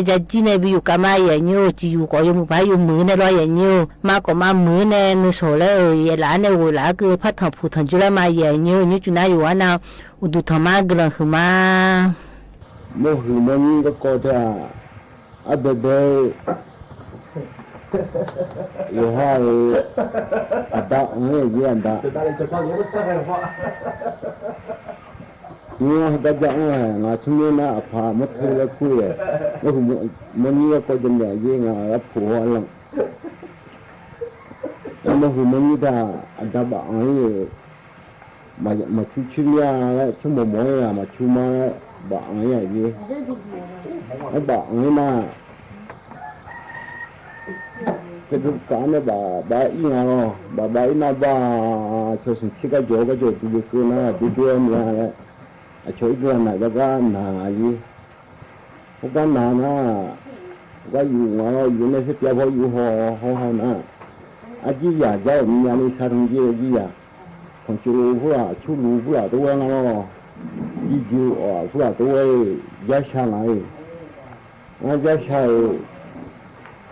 đâu đấy, chỉ giờ qua giá sao cao xin đâu đấy, lúc sao cao hơn mà đâu giá này không ngon cho cái gì chỉ giờ đấy phụ em này như vậy đó, nó từ cái họ lưu đấy, nói đã chúng mình mới là mà chuyên nhà đấy, đã bạn đấy em đấy, da ba an la en ga ne ya nu to wa bi ja ma la ni mo le na da ti a jo ma tu se chu an ga e a ko en ne ji o en ne na o ni na le a du da a ju we on ga hu le da mo le ya ma sa ni mo le ni ga ne i kan ba ko ga ye na i kan ba ko na bi ka ka na bi wa yi ka那我们现在已经拿了去年了，一九十一年了，一呀的，1911年了，一拿，后来我把19拿了，19呢，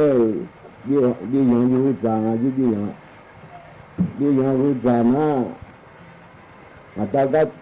有一年了，那就换了就把有干了，现在哎呀就是在，我说么呢，现在哎呀。그때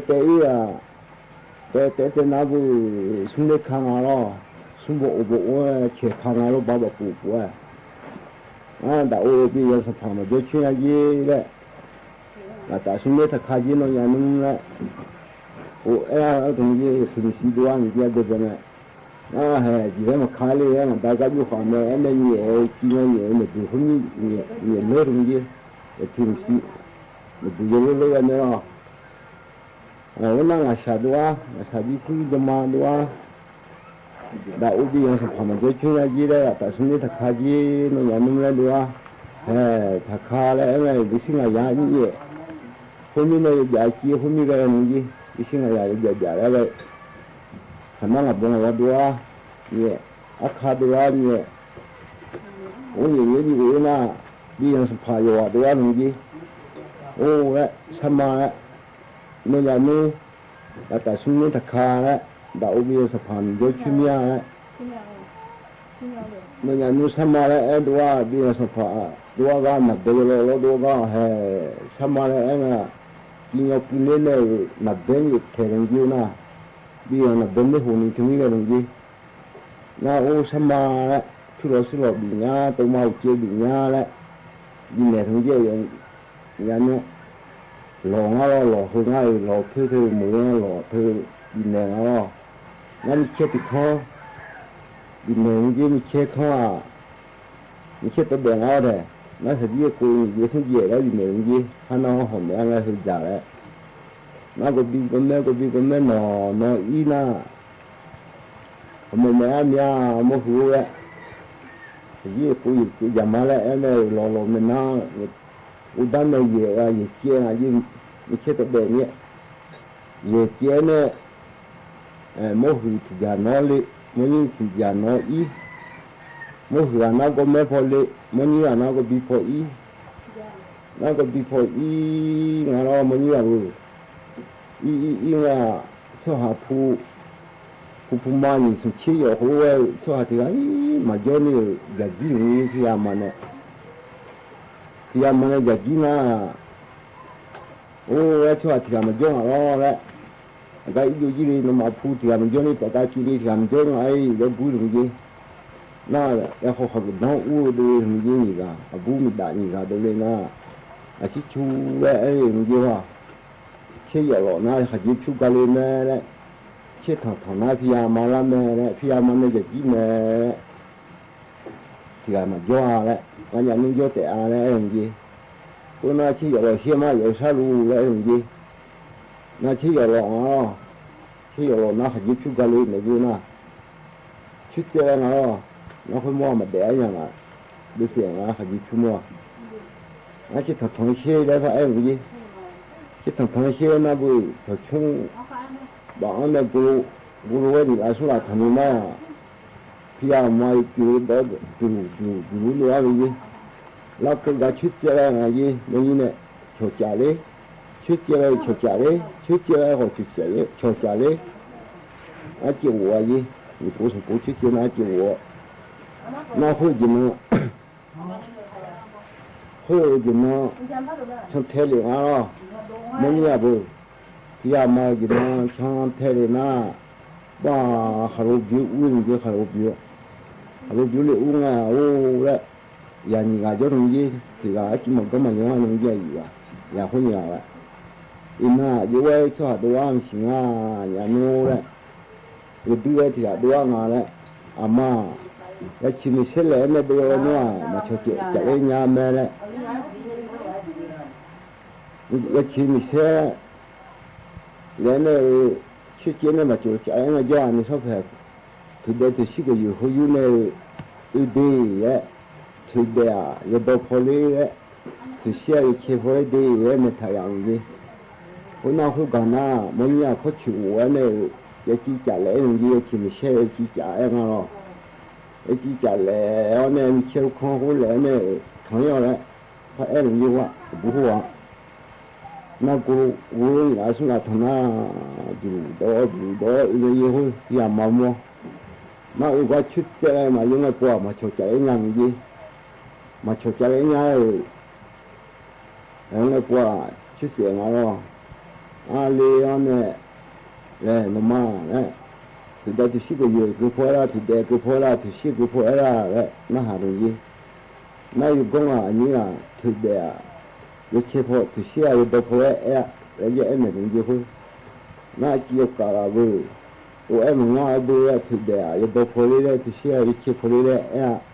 là em này cũng gì ở ngoài giờ chúng ta hả thành như hu ni no ti se ni le ho ne mo ni ne hu ni ga la ti se na hu po pa ha lo hu pa lo inga a ti chumo se ma tu ni se ga ga i pya yo ni hu wa ti se la na o la ta ti se ne la ti se ho ni a yo shi mi a mo le ni a le kan ni so phe no ma chi khang a ho me ne nga no ma ho bi khu ja yo me ne nya la e ni a ja ho le en ne nga lo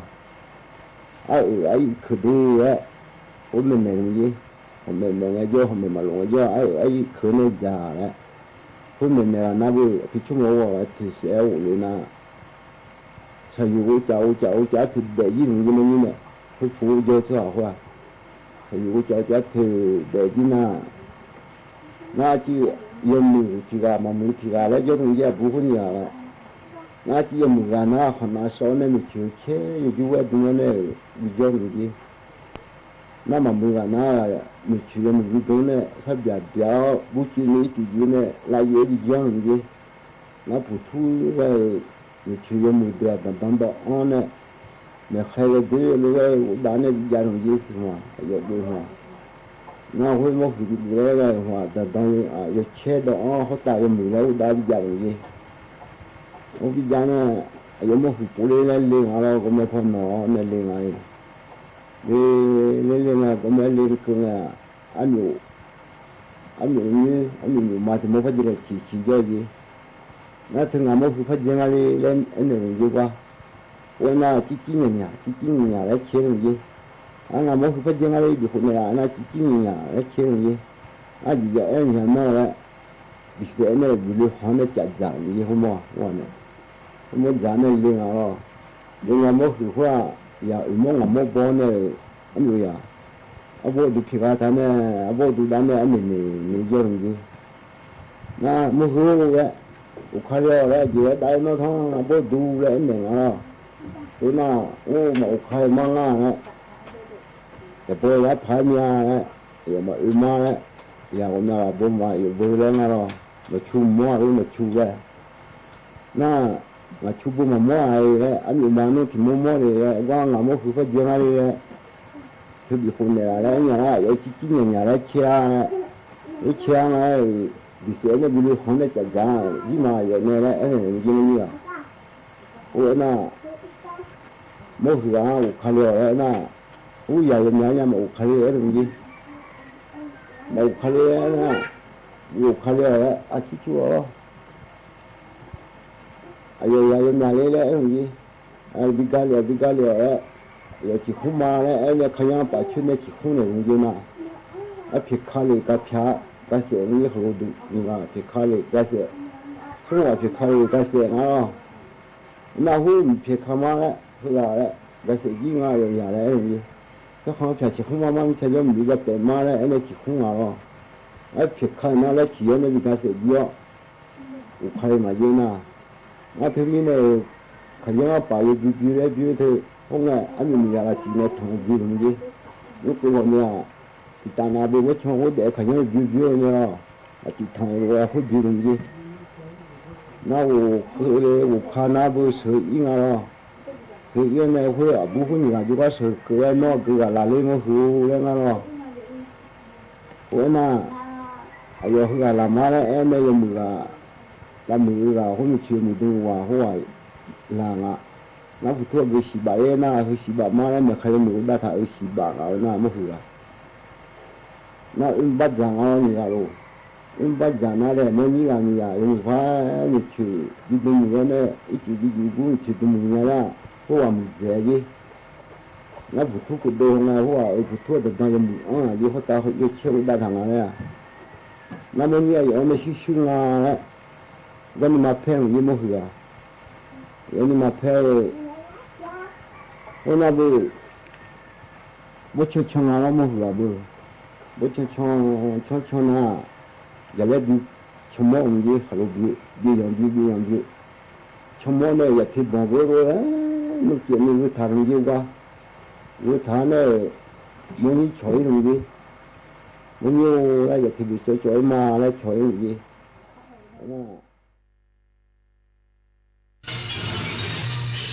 สถานีวิทยุกระจายเสียงแห่งประเทศไทยและเครือข่ายทั่วประเทศเสนอข่าวต้นชั่วโมง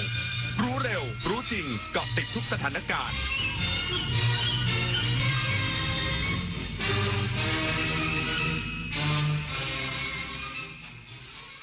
รับฟังข่าวต้นชั่วโมง 22 นาฬิกากับธราวุฒิวิชัยดิษฐ์ครับรัฐบาลเตรียมจัดงานสโมสรสันนิบาตเฉลิมพระเกียรติพระบาทสมเด็จพระเจ้าอยู่หัววันพรุ่งนี้อีกสักครู่กลับมาติดตามรายละเอียดครับน้อมบังคมก้มเกล้าเนาพระบาทในโอกาสเฉลิมพระชนมงคลละสมัยทศมบดินทร์ปิ่นพไทยน้อมถวายพระพรชัยทรงพระเจริญด้วยเกล้าด้วยกระหม่อมขอเดชะข้าพระพุทธเจ้าคณะผู้บริหารข้าราชการและเจ้าหน้าที่สถานีวิทยุกระจายเสียงแห่งประเทศไทยกรมประชาสัมพันธ์29 กรกฎาคมวันภาษาไทยแห่งชาติภาษาไทยคือมรดกทางปัญญาและเอกลักษณ์อันล้ำค่าของชาติเป็นสื่อกลางเชื่อมความผูกพันและสะท้อนความภาคภูมิใจของคนในชาติร่วมกันรักษาความงดงามของภาษาด้วยการพูดอ่านและเขียนอย่างถูกต้องเพื่อส่งต่อคุณค่าแห่งเอกลักษณ์ไทยนี้ร่วมกันวันอาสาฬหบูชาวันสำคัญทางพระพุทธศาสนาวันที่พระพุทธเจ้าทรงแสดงปฐมเทศนาธรรมจักรกัปปวัตนสูตรจนเกิดพระรัตนตรัยครบองค์เป็นครั้งแรกขอเชิญพุทธศาสนิกชนร่วมทำบุญฟังธรรมรักษาศีลและเวียนเทียนพร้อมน้อมนำหลักทางสายกลางสู่การดำเนินชีวิตเพราะใจที่มีสติคือจุดเริ่มต้นของทุกความดีเข้าพรรษาคือช่วงพักฝนพระสงฆ์ต้องจำพรรษาณวัดใดวัดหนึ่งในฤดูฝนเพื่อศึกษาพระธรรมวินัย3 เดือนแห่งการเริ่มต้นทำสิ่งดีๆในชีวิตเพื่อตัวเราครอบครัวและสังคมที่สงบสุขร่มเย็นขอเชิญชวนพุทธศาสนิกชนร่วมทำบุญตักบาตรทำความดีละเว้นความชั่วทำจิตใจให้บริสุทธิ์พร้อมทั้งถวายผ้าอาบน้ำฝนและแห่เทียนพรรษาเพื่อส่งเสริมพระพุทธศาสนาและสืบทอดประเพณีอันดีงามของไทยรัฐบาลเตรียมจัดงานสโมสรสันนิบาตเฉลิมพระเกียรติพระบาทสมเด็จพระเจ้าอยู่หัวที่ทำเนียบรัฐบาลวันพรุ่งนี้นางสาวรัชดา ธนาดิเรกโฆษกประจำสำนักนายกรัฐมนตรีเปิดเผยว่ารัฐบาลเตรียมจัดงานสโมสรสันนิบาตเฉลิมพระเกียรติพระบาทสมเด็จพระเจ้าอยู่หัวเนื่องในโอกาสวันเฉลิมพระชนมพรรษา 28 กรกฎาคม 2569 ในวันพรุ่งนี้เวลา 19 นาฬิกาณ ตึกสันติไมตรีทำเนียบรัฐบาลโดยพระบาทสมเด็จพระเจ้าอยู่หัวทรงพระกรุณาโปรดเกล้าโปรดกระหม่อมพระราชทานพระบรมราชานุญาตให้รัฐบาลจัดงานและทรงพระกรุณาโปรดเกล้าโปรดกระหม่อมให้สมเด็จพระกนิษฐาธิราชเจ้ากรมสมเด็จพระเทพรัตนราชสุดาสยามบรมราชกุมารีเสด็จพระราชดำเนินแทนพระองค์ภายในงานนายอนุทินชาญวิรากูลนายกรัฐมนตรีจะเฝ้ารับเสด็จกราบบังคมทูลถวายพระพรชัยมงคลและเชิญผู้มีเกียรติร่วมดื่มถวายพระพรชัยมงคล ก่อนเชิญทอดพระเนตรการแสดงเฉลิมพระเกียรติเพื่อแสดงความจงรักภักดีและน้อมสำนึกในพระมหากรุณาธิคุณพร้อมเชิญชวนประชาชนร่วมถวายพระพรชัยมงคลโดยพร้อมเพรียงกันผลิตนาถขวัญแสนสุขรายงานสำนักงานตำรวจแห่งชาติร่วมเวทีหัวหน้าตำรวจอาเซียนครั้งที่ 44 ที่ประเทศฟิลิปปินส์เดินหน้าสารต่อวาระปราบแก๊งสแกมเมอร์ข้ามชาติจากเวทีไทยพร้อมรับรองติมอร์เลสเตเป็นสมาชิกใหม่พลตำรวจโทอิทธิพลอิทธิสารรณชัยผู้ช่วยผู้บัญชาการตำรวจแห่งชาติในฐานะหัวหน้าคณะผู้แทนฝ่ายไทยเข้าร่วมการประชุมหัวหน้าตำรวจอาเซียนครั้งที่ 44 ณ กรุงมะนิลาสาธารณรัฐฟิลิปปินส์เพื่อสร้างความร่วมมือด้านความมั่นคงในภูมิภาคโดยที่ประชุมได้ย้ำการบูรณาการปราบปรามอาชญากรรมสำคัญ 8 ด้านอาทิยาเสพติดการค้ามนุษย์อาชญากรรมทางไซเบอร์อาชญากรรมทางการเงินและการก่อการร้ายพร้อมกำหนดแนวทางรับมือภัยหลอกลวงออนไลน์และแก๊งคอลเซ็นเตอร์จนนำไปสู่การรับรองในแถลงการร่วมของที่ประชุมนอกจากนี้คณะผู้แทนไทยยังได้หารือทวิภาคีกับผู้แทนจากญี่ปุ่นฮ่องกงสหราชอาณาจักรและนิวซีแลนด์เพื่อขยายความร่วมมือในการปราบปรามอาชญากรรมข้ามชาติขณะที่ประชุมมีมติรับรองให้สำนักงานตำรวจแห่งชาติติมอร์เลสเตเป็นสมาชิกประเทศที่ 11 ของกลุ่มตำรวจอาเซียนพร้อมรับรองกระทรวงมหาดไทยสหรัฐอาหรับเอมิเรตส์เป็นคู่เจรจารายใหม่และกำหนดให้อินโดนีเซียเป็นเจ้าภาพการประชุมตำรวจอาเซียนครั้งที่ 45 ในปี 2570 จุฑามาศรักษาพันธ์รายงานกองอำนวยการรักษาความมั่นคงภายในภาค 4 ส่วนหน้าเผยผลตรวจนิติวิทยาศาสตร์เชื่อมโยงเหตุคาร์บอมหน้าสถานีตำรวจภูธรตันหยงกับเหตุลอบวางระเบิดรถชาวมาเลเซียในอำเภอตากใบพันเอกวริศชอบชูผลรองโฆษกกองในการรักษาความมั่นคงภายในภาค 4 ส่วนหน้าเปิดเผยผลการตรวจพิสูจน์หลักฐานกรณีคนร้ายใช้ระเบิดแสวงเครื่องประกอบในรถยนต์ก่อเหตุบริเวณหน้าสถานีตำรวจภูธรตันหยงหลังเก่าอำเภอเมืองนราธิวาสเมื่อวันที่ 21 กรกฎาคมที่ผ่านมาส่งผลให้เจ้าหน้าที่ตำรวจได้รับบาดเจ็บเล็กน้อยและทรัพย์สินของทางราชการได้รับความเสียหายผลการตรวจทางนิติวิทยาศาสตร์พบว่าชิ้นส่วนสำคัญของระเบิดที่ใช้ก่อเหตุมีลักษณะเป็นรูปแบบตรงกับชิ้นส่วนระเบิดที่ใช้ในเหตุลอบวางระเบิดบริเวณท่อลอดถนนใกล้3 แยกสปอมอำเภอตากใบจังหวัดนราธิวาสเมื่อวันที่ 29 มิถุนายนที่ผ่านมาซึ่งทำให้นักท่องเที่ยวชาวมาเลเซียได้รับบาดเจ็บ2 คนทั้งนี้ผลการตรวจพิสูจน์ดังกล่าวเป็นพยานหลักฐานสำคัญที่แสดงถึงความเชื่อมโยงของรูปแบบการประกอบระเบิดและแนวทางการก่อเหตุโดยเจ้าหน้าที่จะนำข้อมูลทางนิติวิทยาศาสตร์ไปประกอบการสืบสวนขยายผลติดตามผู้เกี่ยวข้องและเครือข่ายผู้ก่อเหตุเข้าสู่กระบวนการยุติธรรมพร้อมบูรณาการการข่าวและยกระดับมาตรการรักษาความปลอดภัยเพื่อสร้างความเชื่อมั่นให้แก่ประชาชนและนักท่องเที่ยวในพื้นที่จังหวัดชายแดนภาคใต้อย่างต่อเนื่องปพิชานันท์เทพรักษ์สวทนราธิวาสรายงาน1 คนลดน้อย100 คนลดมากรวมพลังทั้งชาติไทยไม่ขาดพลังงานจบข่าวธราวุฒิวิชัยเดชอ่านรับฟังข่าวครั้งต่อไปเวลา 23 นาฬิกาครับติดตามข่าวที่นำเสนอไปแล้วได้ที่ www.thainews.prd.go.th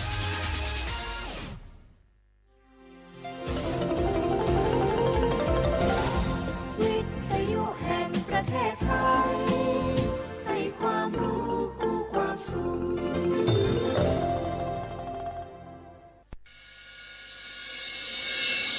สถานีวิทยุกระจายเสียงแห่งประเทศไทยจังหวัดเชียงใหม่ AM 1476 กิโลเฮิรตซ์สถานีวิทยุภาคภาษาชาติพันธุ์แห่งเดียวในประเทศไทยที่มีความทันสมัยเชื่อถือได้สร้างอัตลักษณ์กลุ่มชาติพันธุ์สู่สากล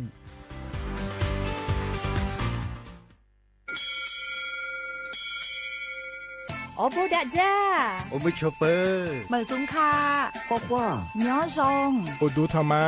สถานีวิทยุภาษาชาติพันธุ์แห่งเดียวในประเทศไทยทันสมัยเชื่อถือได้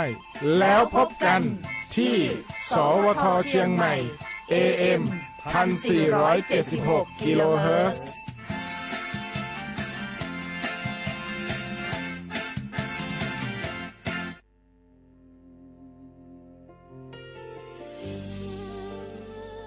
พระเสด็จสู่แดนสวง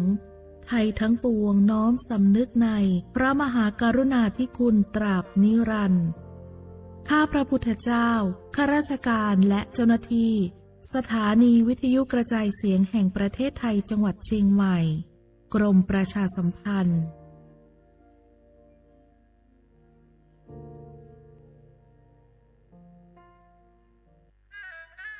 กราบก้ม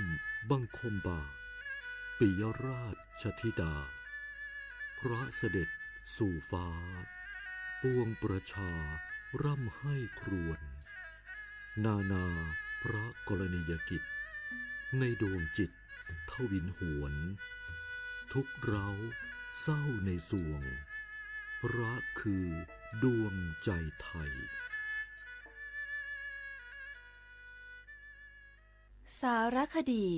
แสงเพชรส่องล่าเจ้าฟ้าพัชรกิติยาภาตอนยุติธรรมนำสุขในฐานะที่ทรงสำเร็จการศึกษาด้านกฎหมายและทรงเป็นอัยการสมเด็จพระเจ้าลูกเธอเจ้าฟ้าพัชรกิติยาภานเรนทิราเทพยวดีกรมหลวงราชสารินีสิริพัฒน์มหาวชรราชธิดาทรงให้ความสำคัญกับหลักการความยุติธรรมเป็นอย่างยิ่งทรงมุ่งมั่นที่จะพัฒนาวงการกฎหมายให้เป็นที่พึ่งของประชาชนโดยเฉพาะอย่างยิ่งผู้ได้โอกาสให้เข้าถึงกระบวนการยุติธรรมได้อย่างเท่าเทียมทรงใช้ความรู้ความสามารถอย่างเต็มที่ในการให้คำแนะนำทางกฎหมายแก่ผู้ที่ต้องการความช่วยเหลือทรงเป็นผู้ผลักดันให้เกิดโครงการกำลังใจในเรือนจำซึ่งเป็นการเปลี่ยนแปลงทัศนคติของสังคมต่อผู้ต้องขังหญิงและเด็กติดผู้ต้องขังทรงเห็นว่าผู้คนเหล่านี้ควรได้รับโอกาสในการเริ่มต้นชีวิตใหม่และไม่ควรถูกตีตราจากสังคมทรงริเริ่มโครงการและผลักดันให้เกิดการปรับปรุงกฎหมายหลายฉบับเพื่อให้สอดคล้องกับสถานการณ์ของสังคมและคุ้มครองสิทธิของประชาชนได้อย่างแท้จริงพระองค์มีพระวิสัยทัศน์ที่กว้างไกลและทรงตระหนักถึงปัญหาในกระบวนการยุติธรรมทรงเชื่อมั่นว่าการสร้างความยุติธรรมให้เกิดขึ้นในสังคมจะนำมาซึ่งความสงบสุขและความเจริญอย่างยั่งยืนด้วยพระปรีชาสามารถด้านกฎหมายของสมเด็จพระเจ้าลูกเธอเจ้าฟ้าพัชรกิติยาภานเรนทิราเทพยวดีกรมหลวงราชสารินีสิริพัฒน์มหาวชรราชธิดาทรงนำพาความยุติธรรมสู่สังคมเพื่อช่วยเหลือผู้ได้โอกาสให้ได้มีโอกาสอย่างเท่าเทียมน้อมรำลึกถึงพระองค์พระผู้ทรงเป็นแสงแห่งความยุติธรรมในดวงใจ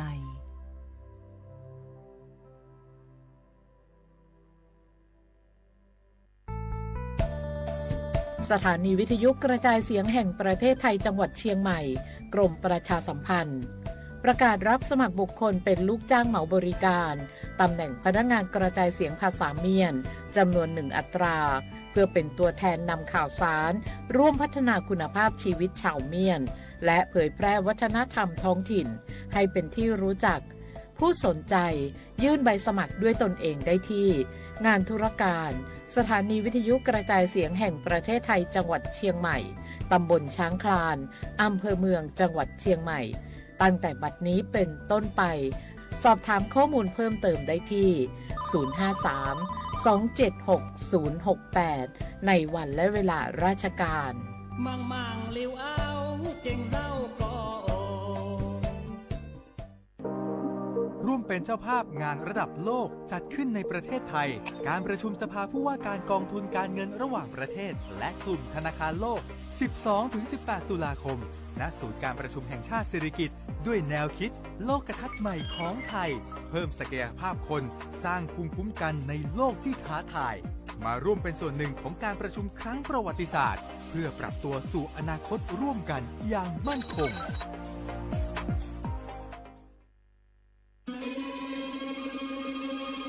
ก้าวสำคัญมาถึงแล้วเจียงใหม่น ครหลวงของล้านนา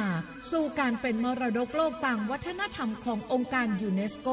เมืองที่ยังมีชีวิตและมีประชาชนอาศัยอยู่ร่วมกันวันที่ 3-8 สิงหาคม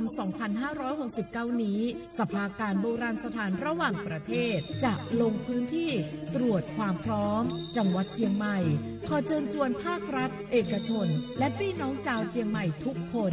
มาร่วมแรงร่วมใจพัฒนาปรับปรุงพื้นที่ทั้ง5ประตู4แจ่งตามแนวคูเมืองและ7วัดสำคัญวัดเจียงมั่นวัดพระสิงห์วัดเจดีย์หลวงวัดพระธาตุดอยสุเทพวัดสวนดอกวัด7ยอดและวัดอุโมงค์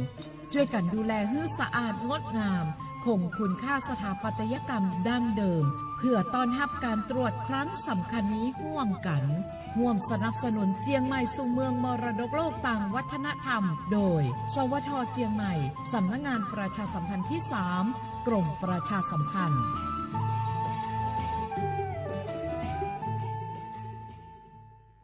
ใครๆก็รู้กันถุงยางอนามัยพกเอาไว้ช่วยได้ช่วยป้องกันโรคอันตรายที่มากับเพศสัมพันธ์ทั้งซิฟิลิสหนองในเอดส์ไวรัสตับอักเสบบีหรือแม้แต่มะเร็งปากมดลูกช่วยป้องกันถ้ายังไม่อยากมีลูกหรือท้องไม่พร้อมตอนนี้แต่ที่ยังไม่รู้คือไม่ใช่สิทธิ์บัตรทองก็มีสิทธิ์ขอรับถุงยางอนามัยได้รวมถึงยาคุมกำเนิดฟรีสิทธิประโยชน์สำหรับคนไทยทุกคนสอบถามเพิ่มเติมสายด่วนสปสช1330ตลอด24ชั่วโมงพี่น้องเขาสนใจใครปืนเผาผ่านตั้งห้องปล่อยเสียงสวทเก้งใหม่ปั่นตั้งหูห่มปาดังมีดังซื้อถ่อมแจ้งแล้งหลีกว่าไก่ในปืนตีเจดอนเก้งใหม่กับสืบมาเลยดีสวทเก้งใหม่หมายฝน053-276-068และ0922468579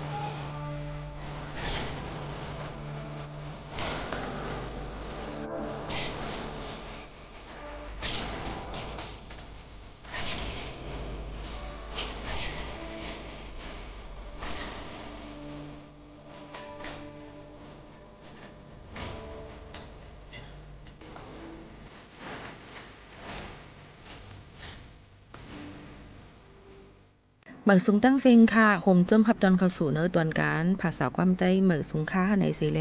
อยู่ที่ห้องปล่อยเสียงสวทเก้งใหม่ AM 147 กิโลเฮิรตซ์ฐานทาหน้าก่อกับสืบข่าวที่3พบทบจอมกันดังข่าวผู้ปืนเผาและผู้จัดรายการยิ่งหมูข่าวน้นสุภาวันเชื้อสารวินเป็นโอ้ยก่อโอ้ยเสพอใหม่ปีๆน้องๆเฮาข่าวขาออในวันมื้อในก็ฮบทุบจอมกันเสถึงมาเนอวันอังคารที่28เดือนธันวาคม2แห่งปลาย26ปีได้2แห่ง1ปากปลาย20ปีก็จ่า1แห่ง3ปากปลาย88คู่เป็นเลิน8เมื่อ14ค่ำฮอดถึงมาในวันมื้อในแลเป็นวันอันดำรองตั้งเบิงสึงไทยเป็นวันเกิดจมุนเดียวคนค่ำในเดือนที่10แล้วค่ะครอบครบ74ว่าสายเฮาในค่ะอ๋อในก็อยู่กรุงย่อหมุนหลายตีหลายตั้งอ่อนกันอยู่กรุงย่อหมุนลองซ่อมตักบาตรเหตุการณ์ตั้งลีกุโซในค่ะยก็ย้อนสู้ตึงปันเฮออายุยืนยาวเป็นตีปึงอิงขาวานก้นเมืองกว่าหึงนั้นเสกำแหน่ในก็เป็นวันดำรองเสเป็นวันลือการแทง1วันพี่น้องเขาตีแอลเลยตั้งเลยในก็รู้เลย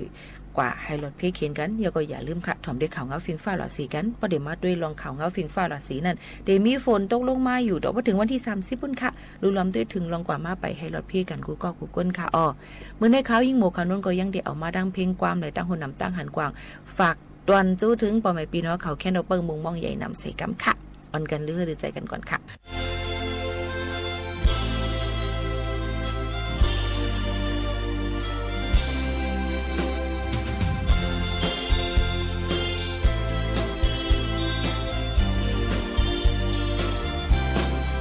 เธอลงโค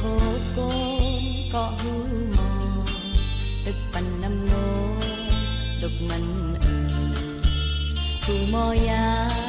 ปนก้นเป็นในจำตีตายสีก็ยาตั้งมองไปมันอย่าเฮลืออ่อนเอ๋ยสู้ตั้งหาก็พอจับไว้จากเล็กนายอัมมีสังอัมมีสังอัมมีสังเลอหักปล่อยย้อนก่อนมันเป็นลีจันเพลงก่อนมันเป็นเลยตั้งฮักก่อนนะ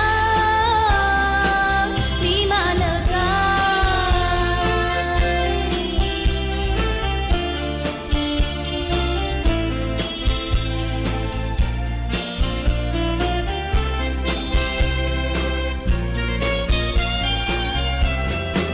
เหมือนจังไตก็เจ็บเตตุยต่อกันมาห้องตัวยาดงเจ้าก็มาเท่ามันสิอ่อนเฮาไหลตายจอมกันในย้อนสู่ตองแปะแก่นนานยาอ่อนน้อยสู่ตั้งเฮาก็ขอจ้าไว้จากเล็กนายอัมมีสังอัมมีสังอัมมีสังเลอหักปล่อยย้อนก่อนมันเป็นลีจันเพลงก่อนมันเป็นเลยตั้งหักก่อนนะมีมาเลยใจ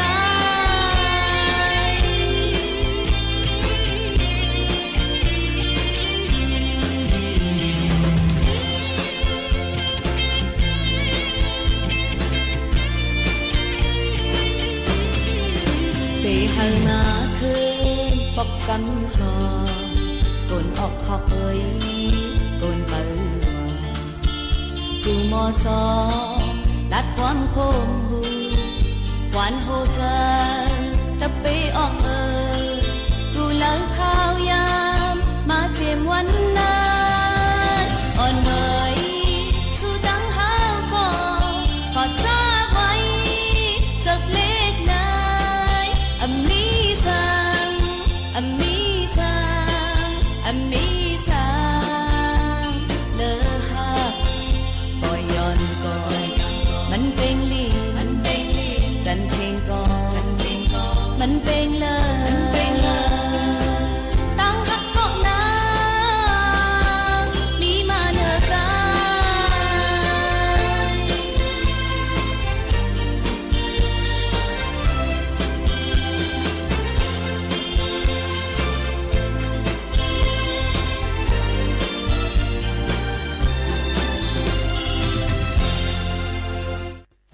เสือคบกวนก็หูหมอปันลูกปันกินน้ำนมอยู่ในนั้นค่ะ1เพลงความอ่ำมีสังเลอฮักค่ะเพลงความเปียมนดนเจอฝากดวนจุดถึงพี่น้องเขาอันถ่อมดัง AM 147กิโลเฮิรตซ์ค่ะถ่อมที่ข่าวเงากันอีดีค่ะอย่าไปพุ่มมือพุ่มจันกว่าดังแล้วถ่อมอยู่จ้อมกันตีนายยก็ย้อนตรงตักพี่น้องเขากูก็กูคนจ้อมค่ะนะ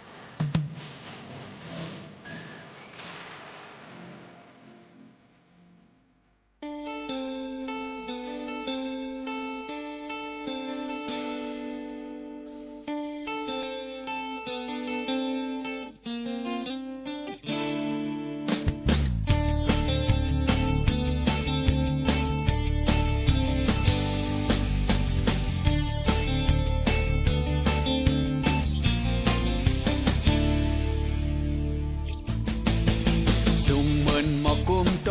ไล่ค่ายบ่ลมไก่เป่านั่งหมอบนั่งมือของผู้หญิงในเตมีลองสั่งอำเขาอำหนึ่งก็ห้องโตข้างเขาตั้งเมืองทางว่ามันห่างจ้าก็เย้ามือหูหรือว่ามันห่างลีตั้งเมืองทางว่ามันห่างจ้าก็เย้ามือหูหรือว่ามันห่างลีสืบหมอกเนเล่ไอเดียปีป้าปัน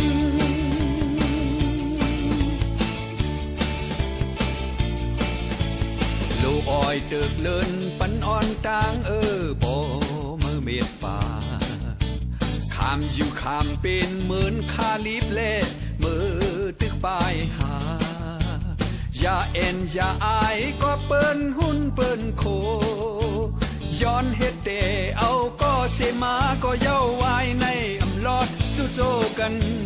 ย้อนเฮ็ดเตเอาก็เสมาก็เย้าไว้ในอำลอดสู้โจกันสืบหมอกเนเล่ติวรีปีป้าปัน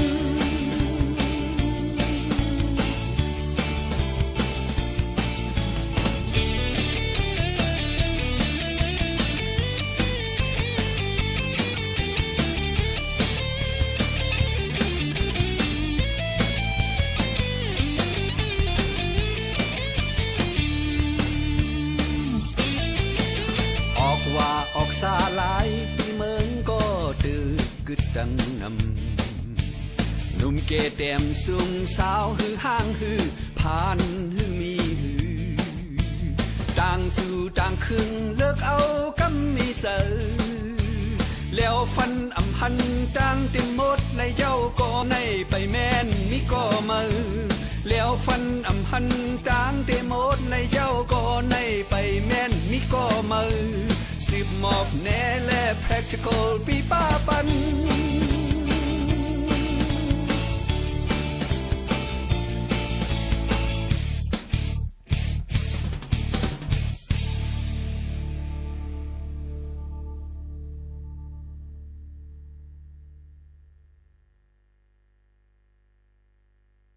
เอาค่ะกำในเนี่ยก็มาสืบมินถวมด้วยรายลองรายอันที่มาฝากตอนสู้ถึงพี่น้องเขาแทงกำนึงเนี่ยค่ะ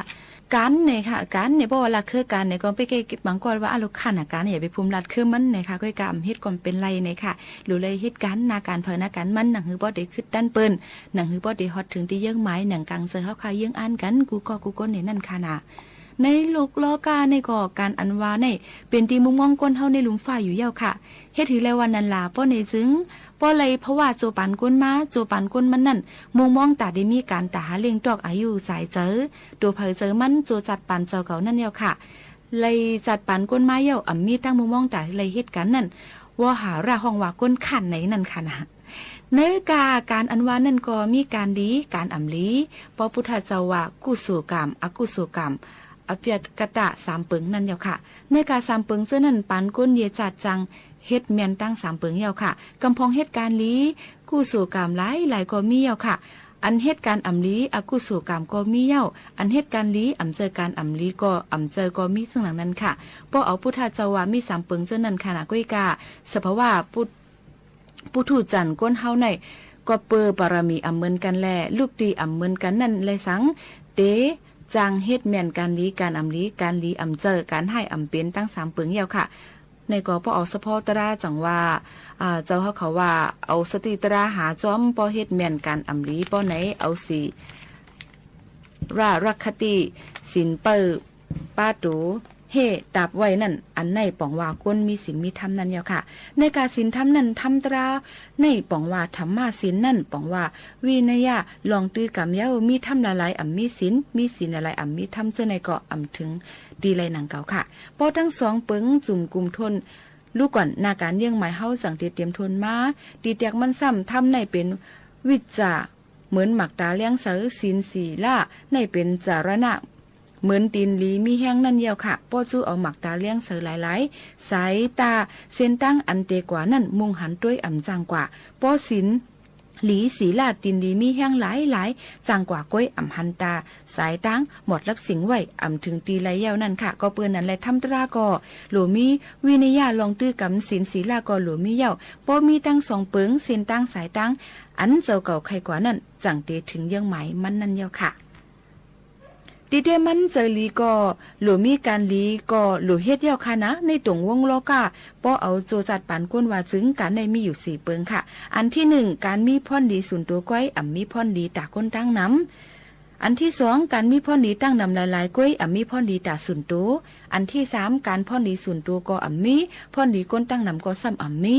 อันที่4การส่วนตัวก็มีตาพ่อนดีก้นตั้งนำก็มีเจอในยาวค่ะในการเจอในโจจัดปานก้นเผอมันเดจางเฮ็ดเมียนสีเปิงเย่าเฮาเป็นอันดีจั่นสูงถึงถูกดีเฮ็ดไม้สีนั่นยาวค่ะนะอันตกทืนแต้มจึงเป็นไม้3นั่นค่ะไม้เนื้อไม้สีนั้นมีพ่อนดีเพราะว่าจัดในจัดหน้าเข้าตั้งสัมสรานั่นยาวค่ะพ่อนดีส่วนโตซ้ำคัดเฮ็ดการป้ายมักมีเฮามีเงินคำตึกไฮล็อกนะล่อกาโวควายกุ่นกาตั้งขายเล่งอายุใส่เจออันดีตั้งหมดตั้งเสียงนั่นสมาอาจีว่าเขานั่นในเป็นพ่อนีส่วนตัวจัดในยาวค่ะหาไรไม้ยาวคัดเจอหลูต้านเฮ็ดสร้างการเกี่ยงการวัดว่าปองเสียงยุกยองศาสนาเฮือเฮืองและก้นเมืองตั้งหลายกัดเย็นซื้อเกี่ยวมนนั่นเป็นพ่อนีเข้าตั้งสัมสราจัดน่ะอันในห้องว่าพ่อนีส่วนตัวค่ะพ่อนีตั้งนำซ้ำลาดในให้ก้นตั้งนำหมอเฮ็ดการป้ายมักมีหมอหาเงินกล้าไขเฮ็ดเฮอศักษาลมเจอจ้อมแก่กลางคุณเมืองเขานั่นเป็นพ่อนีเพราะว่าจัดในค่ะหมอกหลัดสั่งสอนเฮาหูทำตราหมอแก้งตื้อกำศีลศีลาหลู่ต้านตาหน้าจากกว่าเจ้านั่นเป็นพ่อหนีตั้งน้ำจัดนาข้าวตั้งสัมสรานั่นเยาค่ะอันในห้องว่าพ่อหนีตั้งน้ำเย้าแทงลอง1หักแม่ตั้งปออ่ำปันเฮ็ดการหยาบการนักหลู่สังกอหาปันอ่ำปันอึบอยากยืนหลู่ว่างปันเงินต้องจากกว่าเจ้าในจึงเป็นลูกล่างหักเมตั้งปอเพราะว่าโจสัตปันในหมอกหลัดเนเมตั้งปอเฮาหูจักลงหลักทำตราหมอตื้อกำศีลศีลาหลู่ต้านตาหน้าเฮ็ดภาวนาตราเจอในลูกล่างหักเมตั้งปอเพราะว่าจัดในจัดหน้ามีพ่อนลีใหญ่นำตั้ง2ผายเย้าค่ะหนังกาว่ามาการสีเปิงเจ้านั่นลีเลยคัดเจอเฮาหมอเฮ็ดการอันสุนตัวก็มีพ่อนลีตั้งนำก็เป็นนั่นดีเสเปิ้นป้อเอาพุทธสวะหลวมีพ่อนลีโจจัดปันในเพราะว่าจัดหน้าเข้าตั้งสัมสรานั่นเย้าป้อเดเฮ็ดเฮาเซลองเซอันนั้นถูกลิเลือกเฮาเป็นการอันมีนำต้นพ่อนดีเสลองจังเตตั้งแหกกว่านั่นดีเสเปิ้นยาวค่ะเนื้อกาอันว่ามาเจ้านั่นค่ะการก้นตั้งนำก็ถูกลิเฮาหมอเฮ็ดปันเฮาเป็นการก้นตั้งนำป้อเป็นการสุนโตปุการิกาก็ถูกลิหมอเฮ็ดเฮาเป็นการสุนโตถูกลิหมอแจกแพ้เฮาฮู้นั่นค่ะนะนาการเป็นการตั้งนำเสซ้ำเคยเอาเฮ็ดเป็นปุ่นสุนโตนาการอันเป็นปุ่นสุนโตนั่นซ้ำเอากว่าเฮ็ดเป็นก้นตั้งน้ำป้อเป็นเจ้านั้นจึงนาการอ่ำยืนยาวข้าวหึงอ่ำก้าจื้อเสียงผู้จื้อเหตุการณ์ก็อ่ำลีอ่ำถึงตีเยี่ยงหมายเลยค่ะพอเหตุการณ์ลีกู้สู่คัดเจอให้เป็นกู้สู่เพิกจืนข่าวเสือพอเหตุการณ์อากู้สู่ก็ให้เป็นการเก่าเศร้าว้าวลำหลายๆอย่าให้ล้อกันกู้สู่ในป่องว่าการลีข่าวเสืออากู้สู่ในป่องว่าการอ่ำลีว้าวล้ำพอเหตุล้อกันไหนลีก็อ่ำถึงตีให้ก็อ่ำถึงตี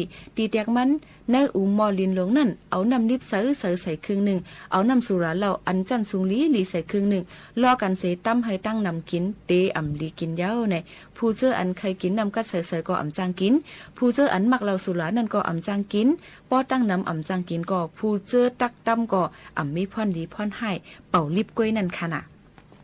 กอบในแลนาการในเป็นก้นตั้งนำมุงมองเฮามีมุงมองเลยเฮ็ดว่าในเสตาก็การเปิงเลยเสมาว่าเฮาจักแพ้เฮ็ดอันเลยอันนั่นจังเตถึงลักเยื่องไม้เจ้าเก่าเจ้าหนังไหนค่ะยุ่มยำว่าเนื้อนาการตั้งหมดตั้งเสียงเสียมก้ามุงม่วงให้กูก่อกูก้นเขามีน้ำใจแก่นแข็งเนื้อนาการเจ้าเก่าตำปักไว้นั่นเฮ็ดเฮานาการยินยาวข้าวหึงถึงตีเยื่องไม้ดูเจอ2เปิงให้กัดจึงตั้งหมดตั้งเสียงเสียกำในก็เป็นเกี่ยวกับรองนาการฝากตอนถึงกันแชงในวันเมื่อในค่ะเมื่อสุขามือเลียวเขาซ้ายอ่อนติงวันน้องก็ตุงเลี้ยงสีก็ตีห้องความหมักผักตอนปัน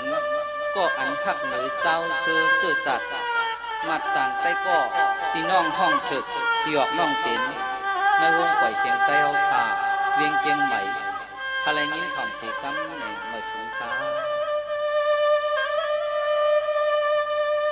ทำลือนางโมขาวนนก้นมีเจอลีเจอวานเฮ็ดนึกการฮัก nở khơ tay sườn ma phèo nơi liền mương thay có non mỹ dễ trần hạ xóm xoay xoăm thèm xóm xoay xoăm thèm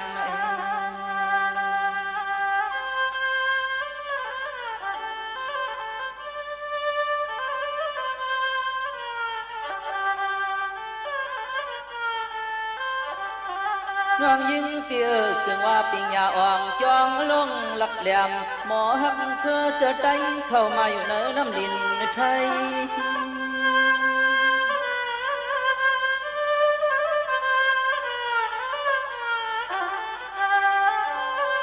ปีก็เฮ็ดการไฟแถมพิงแงอยู่ยาภาษาน้องก็เฮ็ดตาปุ่นควันซื่อคือน้องก็เลยมือที่หงปล่อยเชียงลัดความได้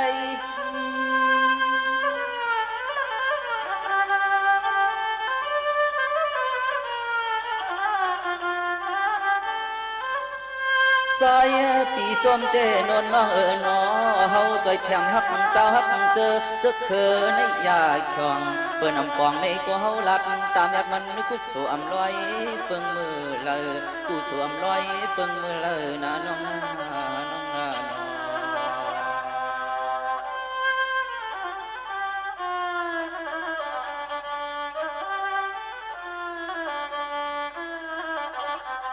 น้องนนเตี๋ยไว้เจอลิลิชีเจอยาวๆนะหลัดเนี่ยเศร้าคือมางซื้อก็เมื่อแม่นยาที่เฮาได้ยินเลยกินอยากตกไม่อกเจอตกไม่อก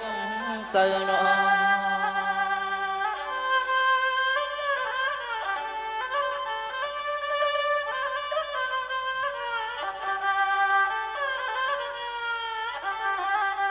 เฮาก็ป้อว่าเปลี่ยนลูกไตเลยยาเปิ้นเหลี่ยมเปิ้นจ้อเปิ้นเก่าเฮาน่าเจอซ้อม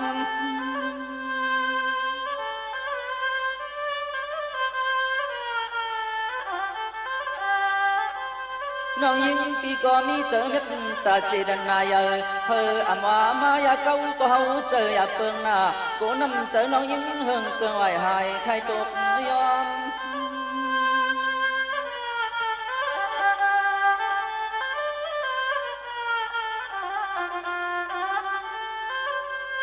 ซ้อมมาด้วยอันก็เป็นปีไอปีใจเตะช่างเศร้าที่เมืองจึงใจทุ่งกดห้องที่ห้องความฝ่องคืนยินมาปันที่ห้องความฝ่องคืนยินมาปันเลยน้องนาน้องนา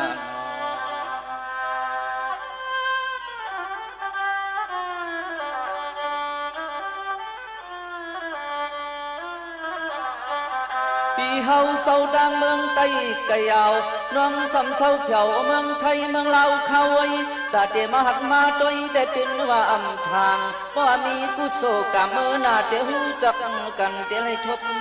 หันกว่าน้อง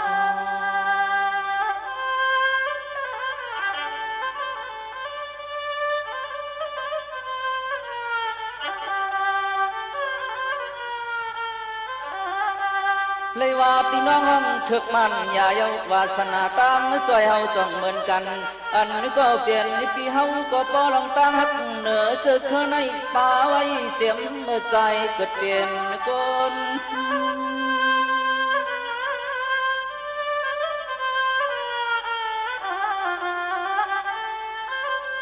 พี่ก็ขอบใจน้ำอย่าไปทำข่าวเงาสตังข้อความมันยิงน้องโมนน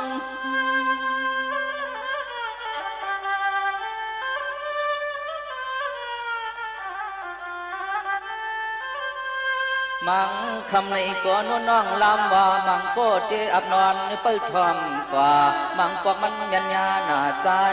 ปีโปโคใสปีโปโคในน้องน้องนา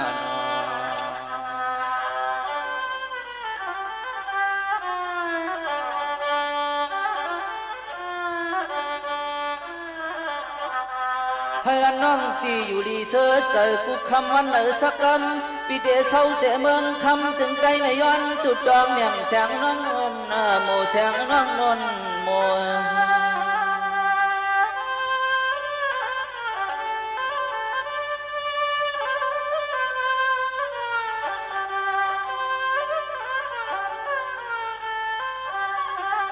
โตแล เจอน้องเฮาให้กัดจุนี้รถเพกูเขาหน้าสากหมูน้องนุ่นเฮยาวปักปีเมืองนาปีเมือง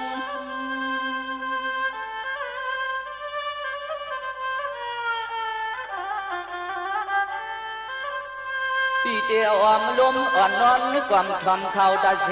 เพราะว่าเสน่ห์สวรรค์ฮอดมาเลยยินห่มป้าจัดเสียงอ่อนเสลไหลเจิง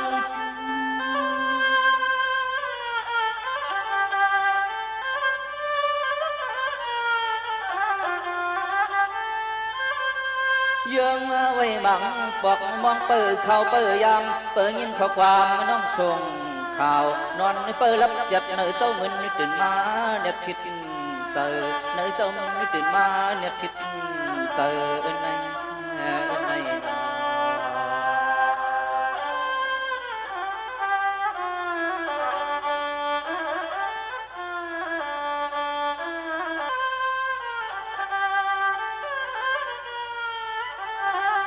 สวมขอบเสือก็เปลี่ยนปีมีน้ำจะหักเหนือเจอข้าลุกไตเลยฮักจัดเจริญสอนกูก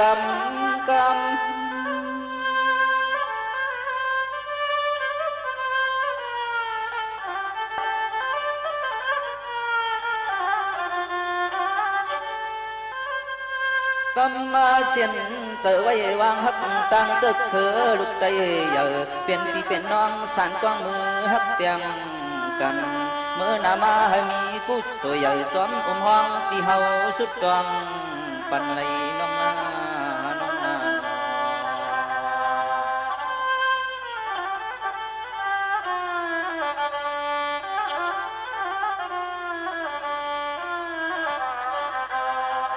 ค่ะพี่น้องเขาค่ะย้ำพ้องตะเหลียวเกี่ยวก็ไปลองวัดไหวพี่น้องแห่งการยันเมืองเขานั่นนะคะเปิ้นก็ตื้อปันเข้าย้ำให้อยู่เศร้าทางด้านเมืองจึงไทยเลยแทงต่อเฮ็ดวัดไหวเยี่ยวโตวันที่13เดือน12 2เฮงปลาย25ในเสวัดไหวพี่น้องเขานั่นเตอยู่เลยแทงกว่า2ปีนะคะยก็ติดต่อเลยแทง1ปอกก็เลยแทง2ปีเจิ้งหนังไหนค่ะอ๋อก็เปิ้นนั้นแหละจอมได้ข่าวเงาเสต้องถามด้วยในนั้นค่ะองค์ที่พี่น้องเขาย้ำกับสืบกันไว้เสคึงปองให้สร้างกว่าให้คึดตั้นกันกูก้นหนังหือบ่ดีอ่ำซุ้มส่วนในส่วนเป็นเฮาค่ะมีไว้นั่นยก็เพราะว่าที่ค่ายนายจ้างเนาะเนี่ยเปลี่ยนนายจ้างนี่ก็รู้เลยห่างเฮียนให้เยี่ยวดูอย่าไปปล่อยไว้เมามั้งเพราะว่าเจ้าหน้าที่เปิ้นกด7ทุบพันในเจอดังโยจางมีลองดังข้องคำในเอามาฝากตัวจนถึงพี่น้องเขาค่ะอ้อ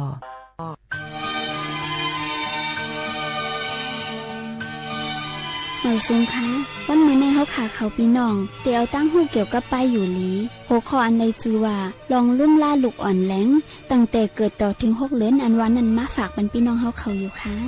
ข้อที่1อาบน้ำปันลูกอ่อนกูวัน7ปันโจคิงเฮาแห้งๆเสาปันโคเฮาอุ่นๆข้อที่2เมื่อลูกอ่อนพายลงยาวนั้นเฮาล่างปันโกน7ปันเฮาแห้งๆข้อที่3เมื่อไปหอบลูกอ่อนแลไหว้หลังหอบลูกอ่อนยาวนั้นเฮาเอาก้อนสีแหละนั่นสุกมือข้อที่4ถูกลีเฮาลูกอ่อนนอนห่างตักหายอำนั้นนอนสิแกงข่างข้อที่5เฮาลูกอ่อนยานไก่ก้อนฟืนก้อนไฟข้อที่6อ่อนลูกอ่อนกว่าซ้ำยาเฮกลางจ้อมหนังบ่ยาเขาคิ้นกูปอกข้อที่7ลูกอ่อนแล้งต่อป้อถึง6เดือนนั่นเฮากินนมแม่เปิงเหลวอย่าปันกินน้ำตั้งกินต่างอันก็ว่านมแม่ในกลุ่มทวนตาลูกอ่อนแหละมีพรลีตาอาหาราอยู่เย้ามันมีแห้งกำขามตั้งนอกจางเฮปัญโยกาลายอย่างซ้ำจังย่อยเลยไงแหละต้องลูกอ่อนก่อยอยู่รวมดี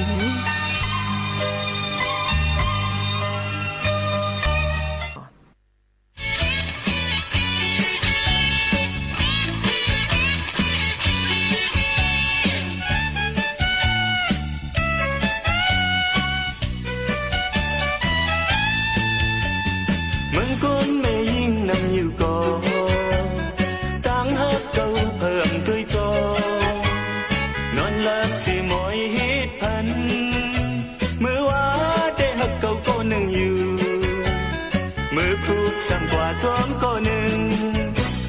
ใครหักก็หักสีใครจังก็จังสีน้ำเจอนำเฮยวันมันหันใจได้หลักกว่าเยอะมันยังตีหักใจก็เหลียวคุยว่านางในโมเลียนตีนอเมื่อว่าได้หักก็หนึ่งอยู่มือผูกซ้ำกว่าจอมก็หนึ่ง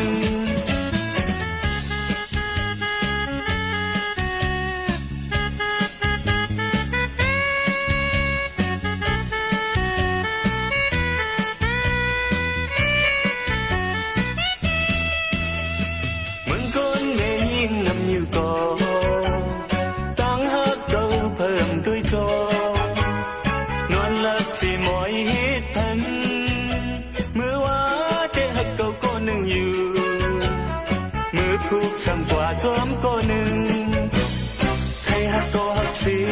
ใครจังก็จังสิน้ำเจอนำเฮยวันมันหันใจได้ละกว่าเยอะมันยังตีหักใจก็เหลียวคุยว่านางในโมเลนตีนอเมื่อว่าได้หักเก่าก็หนึ่งอยู่มือผูกซ้ำกว่าจอมก็หนึ่ง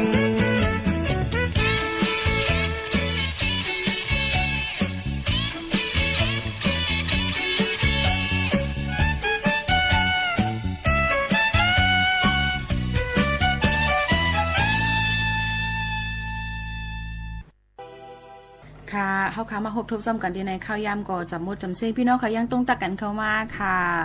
มีลองเคยถามเขาเอาป้อเหตุการณ์เยี่ยวอำเลยเงินในเดลเฮ็ดจึงหือค่าเหตุการณ์อำเลยเงินในก็เปิดสังแลอำเลยเงินคาลาในเดลนายจังป้อเลี้ยงไม่เลี้ยงเขาเดลปันยกก็เพราะว่าเฮาขาอำไรก็เปิดสังในนั้นขนาดเนาะเดลมีเงาหักศักดิ์ศรีมันสิกว่าต้องถามดีอองตีเปิ้นจ่อยแถมพี่น้องแห่งการค้าเมืองเขาก็ไล่อำนั้นก็กว่าที่ภายล้อมด้วยถึงพี่น้องแห่งการที่กรมสวัสดิการคุ้มครองแรงงาน7ตอนอันพี่น้องเขาอยู่นั่นว่าจังหนังไหนค่ะยกก็เปิดสังและอำไรหลายยกก็เอาเงาหักศักดิ์ศรีเฮาขามาจอมนั่นขนาดเนาะเฮาขาก็กว่ากับสืบจ้อมเจ้าหน้าที่เปิ้นดีภายสวัสดิการคุ้มครองแรงงานอำนั้นก็กับสืบกว่าจ้อมศูนย์จ่อยแถมพี่น้องเฮาเขาก็ไล่ตอนดาพี่น้องเอามาได้เป็นก็ดี F เอามาได้เป็นแมปเขาเอามาพี่น้องแห่งการพร้อมพมเขาเจมจะได้เป็นกฎเจแถมปันพี่น้องเขาอยู่ก็อุโบตรงตักกันกว่าจ้อมไลว่าจึงหนังไหนค่ะมันก็ดีเลยมีลอกไล่มันก็เปิดสังเลยอ่ำปันเห็นไหนนั่นขนาดเนาะเฮาป้อมปันเนี่ยเฮาถูกดีเลยย้อนสุดเลยสุดเป็นเนาะค่ะมีนั่นขนาดดีเลยไหลนั่นขนาดเหตุการณ์ในจะว่าใจแห่งการย่อก็อ่ำเลยเงินในก็เปิดสังอย่างเลยอ่ำปันเนี่ยมันดีเลยมีดีกว่าที่มามันพอถามมาคือจึงหนังไหนนั่นเฮาก็หัวดีกว่าที่มาเป็นไว้จึงหือว่าจึงหนังไหนเปิ้นก็เฮาคากว่าต้องถามด้วยภายสวัสดิการคุ้มครองแรงงานในเปิ้นก็ดีเจ้าหน้าที่เปิ้นก็ดีทัดทองข้อความเฮาค่ะอย่าเปิ้นก็ดีขึ้นกับสืบเมื่อดังปอเล่งไม่เลี้ยงเฮาค่ะนายจ้างเฮาค่ะนั่นขนาดก็เปิดสังเลยสุ่มปันเงินก็นั่นก็ไหนให้ไหนนั่นเปิ้นก็ดีขึ้นสืบถามเอาข้อความมันอันซื่ออันใจมันแทงกำนึงลอกลายได้เป็นซึ่งหือนี่ก็อยู่ที่คักตอนจอมหนังเจ้าหน้าที่เปิ้นได้กับสืบปันแทงกำนึงว่าเจ้าหนังไหนค่ะอ๋อค่ะเฮาค่ะมาพบทุกจำกันในวันมื้อในข้าวยามจำมดจำเซงเตย้อนผัดยานปอแม่ปีๆน้องๆเขามือกว่าก่อนค่ะส่งขึ้นมาโฮมมาทบกันแทง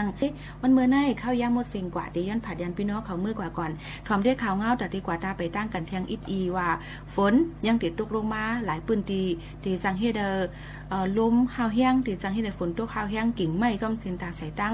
ลิ้นหยดกดลิ้นหยดลิ้นปังเจิมเจในกดดีใกล้ๆฮบทุบเพเจอหนังไหนฝากไว้ปันแลให้ก้างหยันพี่เข็นปันเป็นก็หักลึงถึงปันให้มากมีกันกูก่อกูก้นข้าวยามจะหมดจำเซงค่ะพี่น้องเขาค่ะดีย้อนผัดยันปอแม่ปีๆน้องๆเขามือกว่าก่อนส่งขึ้นทบจำกันแทงในตอนการเนาะค่ะจอมข้าวโมข้าวนู้นสุภาวันเชื้อสารวินเป็นอ้อยก้อยเซกูกอกูก้นค่ะเนาะตอนด่านในวันเมื่อในยินชมเขาเจอดังเซงค่ะไม่สงค่ะ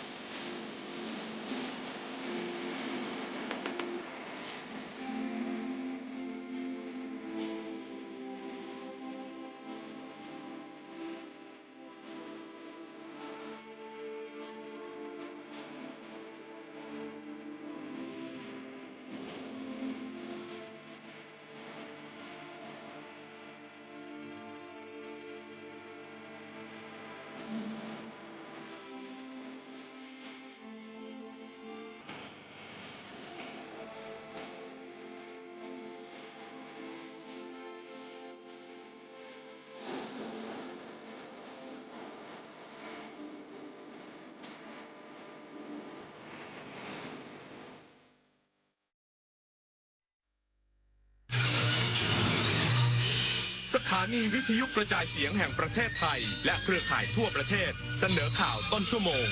รู้เร็วรู้จริงเกาะติดทุกสถานการณ์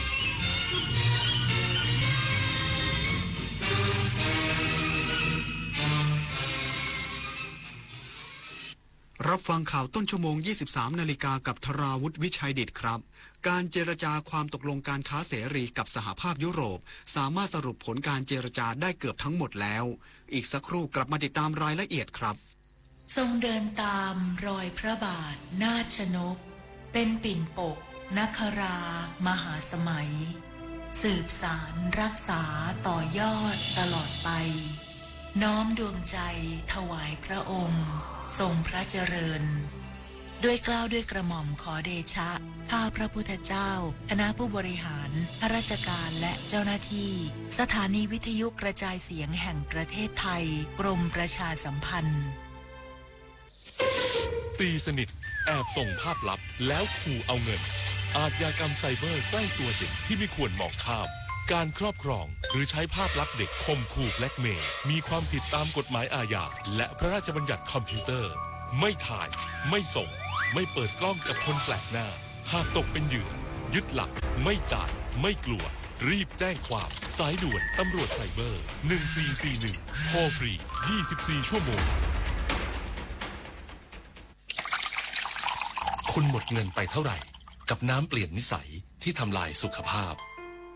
แล้วคุณพลาดโอกาสกอดคนที่รักไปแล้วกี่ครั้งเพราะฤทธิ์น้ำเมาวันเข้าพรรษานี้หนูไม่อยากได้ของเล่นชิ้นใหญ่แต่อยากได้คุณพ่อคนเดิมที่แข็งแรงกลับมาค่ะ30 กรกฎาคมนี้วันเข้าพรรษาและวันงดดื่มสุราแห่งชาติร่วมลดละเลิกเหล้าเข้าพรรษาคืนความสุขให้คนที่คุณรักโทรฟรี1413สายด่วนเลิกเหล้าถนนดนตรีไลฟ์เดือนสิงหาคมมิตรภาพผูกดวงใจกอดคอกันร้องเพลงอำลาถนนดนตรีไลฟ์กับมาลีหัวหน้าวันพฤหัสบดีที่ 6 สิงหาคม 2569 เวลา 18 นาฬิกาณห้องออดิทอเรียมอาคารศูนย์ปฏิบัติการสื่อใหม่กรมประชาสัมพันธ์ถนนวิภาวดีรังสิตดินแดงกรุงเทพมหานครติดต่อเข้าชมโดยไม่เสียค่าใช้จ่ายได้ที่ Facebook ถนนดนตรีเรายังเป็นนักเดินทางการเจรจาความตกลงการค้าเสรีกับสหภาพยุโรปสามารถสรุปผลการเจรจาได้เกือบทั้งหมดแล้วรัฐบาลเร่งหาข้อสรุปในประเด็นที่เหลือเพื่อเพิ่มโอกาสการส่งออกสินค้าไทยนางสาวลลิดาเพลิดพิวัฒนารองโฆษกประจำสำนักนายกรัฐมนตรีเปิดเผยว่ารัฐบาลผลักดันการเจรจาความตกลงการค้าเสรีหรือ FTA ระหว่างไทยกับสหภาพยุโรปหรือ EU อย่างต่อเนื่องล่าสุดทั้งสองฝ่ายสามารถสรุปผลการเจรจาได้แล้ว15จาก24บทหรือคิดเป็นเกือบ2ใน3ของการเจรจาทั้งหมดและอยู่ระหว่างเร่งหารือประเด็นสำคัญที่เหลืออาทิการเปิดตลาดสินค้ามาตรการสุขอนามัยและสุขอนามัยพืชกฎว่าด้วยถิ่นกำเนิดสินค้าการค้าบริการการลงทุนและการจัดซื้อจัดจ้างภาครัฐเพื่อให้สามารถบรรลุข้อตกลงร่วมกันโดยเร็วทั้งนี้สหภาพยุโรปเป็นหนึ่งในคู่ค้าสำคัญของไทยและเป็นตลาดที่มีกำลังซื้อสูงการทำ FTA จะช่วยลดอุปสรรคทางการค้าเพิ่มโอกาสการส่งออกสินค้าไทยโดยเฉพาะสินค้าเกษตรอาหารยานยนต์ชิ้นส่วนอุตสาหกรรมและเครื่องใช้ไฟฟ้าพร้อมทั้งช่วยดึงดูดการลงทุนจากยุโรปสร้างความเชื่อมั่นให้ผู้ประกอบการและเพิ่มศักยภาพการแข่งขันของไทยเมื่อเทียบกับประเทศคู่แข่งปริศนาถขวัญแสนสุขรายงานคณะกรรมาธิการการพัฒนาการเมืองการมีส่วนร่วมของประชาชนสิทธิมนุษยชนสิทธิเสรีภาพและการคุ้มครองผู้บริโภควุฒิสภาเสนอใช้หลักเกณฑ์การขอความเห็นทางการแพทย์จากผู้เชี่ยวชาญเพิ่มเติมเพื่อยกระดับมาตรฐานการรักษาผู้ต้องขังนายนรเศรษฐ์ปรัชญากรประธานคณะกรรมาธิการการพัฒนาการเมืองการมีส่วนร่วมของประชาชนสิทธิมนุษยชนสิทธิเสรีภาพและการคุ้มครองผู้บริโภควุฒิสภาเปิดเผยว่าคณะกรรมาธิการได้พิจารณาข้อร้องเรียนกรณีการรักษาพยาบาลและสิทธิการประกันตัวของผู้ต้องขังที่เจ็บป่วยโดยเชิญผู้แทนกรมราชทัณฑ์สถาบันเพื่อการยุติธรรมแห่งประเทศไทยภาคประชาสังคมและแพทย์ผู้เชี่ยวชาญร่วมแลกเปลี่ยนข้อมูลเพื่อกำหนดแนวทางที่สอดคล้องกับมาตรฐานสากลโดยผู้ อำนวยการทันตสถานโรงพยาบาลราชทัณฑ์ยืนยันว่าการรักษาพยาบาลผู้ต้องขังเป็นไปตามมาตรฐานทางการแพทย์และยึดหลักศักดิ์ศรีความเป็นมนุษย์ขณะที่คณะกรรมาธิการเห็นควรยึดข้อกำหนดแมนเดลาขององค์การสหประชาชาติพร้อมเสนอให้กำหนดหลักเกณฑ์การขอความเห็นทางการแพทย์จากผู้เชี่ยวชาญเพิ่มเติมทั้งการจัดทีมแพทย์เฉพาะทางร่วมวางแผนการรักษาการส่งต่อผู้ต้องขังไปรักษาในโรงพยาบาลภายนอกเพื่อสร้างความเชื่อมั่นและยกระดับการคุ้มครองสิทธิด้านสาธารณสุขของผู้ต้องขังชวิสาประทุมมารายงานกรมควบคุมโรคเปิดเผยผลตรวจยืนยันด้วยวิธีมาตรฐานจากนิสิตจังหวัดมหาสารคามที่ตรวจยืนยันซ้ำด้วยวิธีมาตรฐาน 1,450 รายพบ 8 รายติดพยาธิใบไม้ตับนายแพทย์มนเทียนคณาสวัสดิ์อธิบดีกรมควบคุมโรคเปิดเผยผลการตรวจคัดกรองพยาธิใบไม้ในตับในนิสิตจังหวัดมหาสารคามว่าการตรวจด้วยชุด OVATK เป็นเพียงการคัดกรองเบื้องต้นผู้ที่มีผลบวกทุกรายต้องได้รับการตรวจยืนยันด้วยการตรวจอุจจาระตามมาตรฐานจึงจะสามารถยืนยันการติดเชื้อได้ด้วยผลตรวจยืนยันในนิสิตมหาวิทยาลัยมหาสารคามพบผู้ติดเชื้อพยาธิใบไม้ในตับ 4 รายจากการตรวจแล้ว942 รายและยังพบพยาธิและปรสิตชนิดอื่นรวม14 รายขณะที่มหาวิทยาลัยราชภัฏมหาสารคามตรวจอุจจาระ310 รายพบผู้ติดเชื้อพยาธิรวม17 รายในจำนวนนี้เป็นพยาธิใบไม้ในตับ 4 รายกรมควบคุมโรคย้ำว่าจะเร่งตรวจยืนยันตัวอย่างที่ยังค้างอยู่พร้อมดูแลรักษาผู้ติดเชื้อตามแนวทางมาตรฐานและสื่อสารข้อมูลที่อ้างอิงจากผลตรวจยืนยันอย่างถูกต้องเพื่อสร้างความเชื่อมั่นแก่ประชาชนรวมทั้งนำข้อมูลไปใช้วางแผนเฝ้าระวังป้องกันและควบคุมโรคให้มีประสิทธิภาพมากยิ่งขึ้นศิรวรรณช่วยเท้ารายงานรู้ปิดรู้ใช้ร่วมใจประหยัดพลังงานจบข่าวธราวุฒิวิชัยดิษฐ์อ่านรับฟังข่าวครั้งต่อไปเวลา 6 นาฬิกาครับติดตามข่าวที่นำเสนอไปแล้วได้ที่ www.thainews.prd.go.th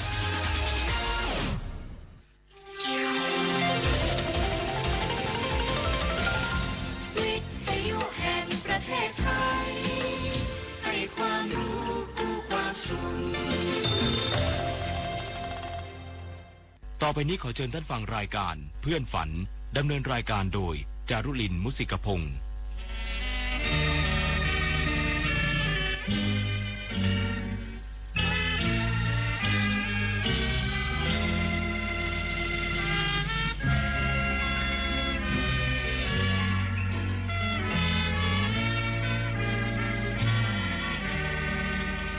อยากมีเพื่อนรวมฝันในวันนี้วันที่มีเสียงเพลงบรรเลงวอนเดี๋ยวออดอ่อนเดี๋ยวเรื่องลื่นแสนชื่นบานเดี๋ยวสับสานเดี๋ยวโศกซึ้งตรึงอาไทย ชั่วโมงที่2ของเพื่อนฝันวันอังคารที่ 28 กรกฎาคม 2569 ค่ะบุญประกอบอบกลิ่นยังควบคุมเสียงอยู่เพลงแรกในช่วงนี้คือเช้าเย็นเป็นห่วงขับร้องโดยคุณทิพวรรณปิ่นพิบาลท่านผู้หญิงมณีรัตน์บุญนาคประพันธ์คำร้องทำนองมาจากเพลงฝรั่ง Bicycle Built for Two หรือ Daisy Daisy นั่นเอง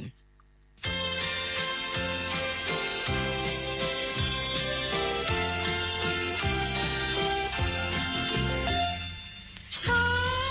เย็นเป็นห่วง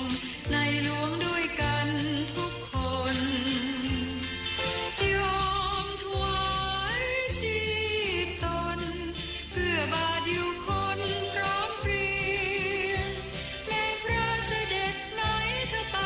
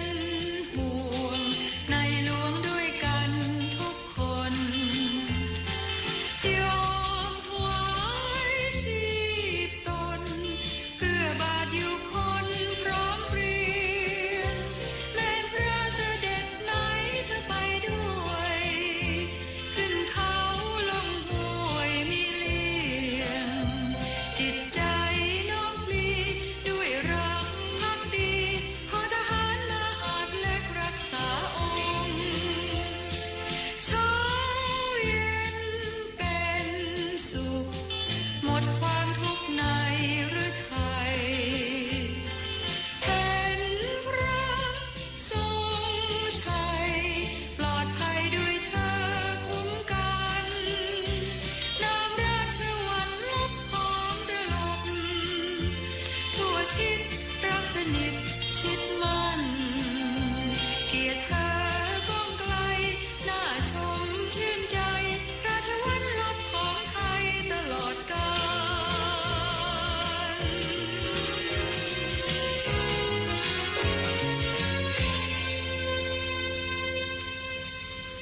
เพลงเช้าเย็นเป็นห่วงโดยคุณทิพวรรณปิ่นพิบาลผลงานของท่านผู้หญิงมณีรัตน์บุญนาคทำนองเป็นเพลงฝรั่งนะคะก็จบไปแล้วต่อด้วยเพลงมโนน้อมค่ะผลงานของพลตรีหลวงวิจิตรวาทการจากละครเรื่องอนุภาพแห่งความเสียสละปี 2498 คุณนภาหวังในธรรมขับร้อง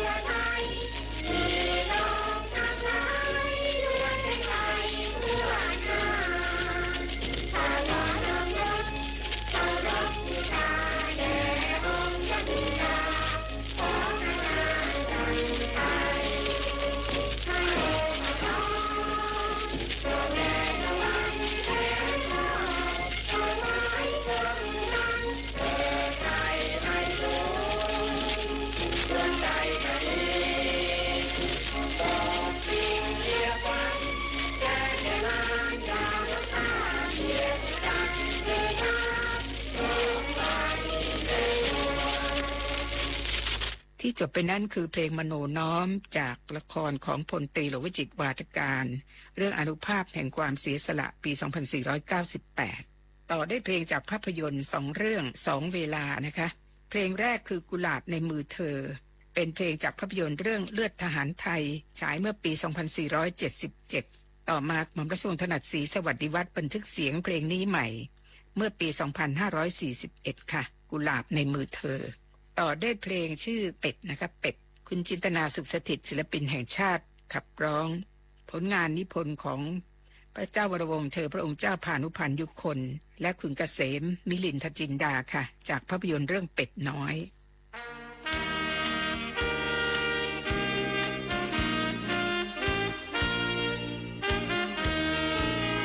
ใจพี่หายว่าเมื่อเห็นกุหลาบกลีบกระจาย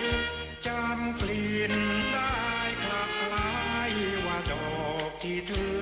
อยู่ในมือเธอพี่เธอขอมานานเจ้าให้หลังพี่เพราะเจ้ามีที่ต้องการแต่ว่าเดี๋ยวนี้ดอกถูกขยี้ทิ้งกระจ แสนจะเสียดายเพราะไปมายืนให้เขาชื่นชมเขาดมเล่นแล้วทิ้งผู้ที่หวังจริงก็เลยต้องนิ่งหัวใจราด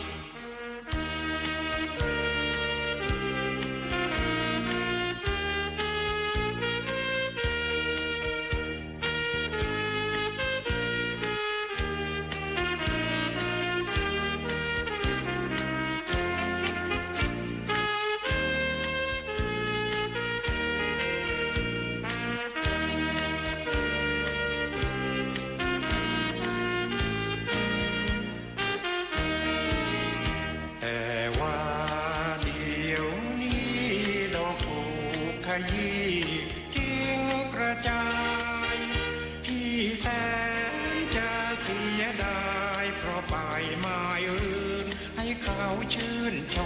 มเขาดมเล่นแล้วทิ้งผู้ที่หวังจริงก็เลยต้องนิ่งหัวใจรา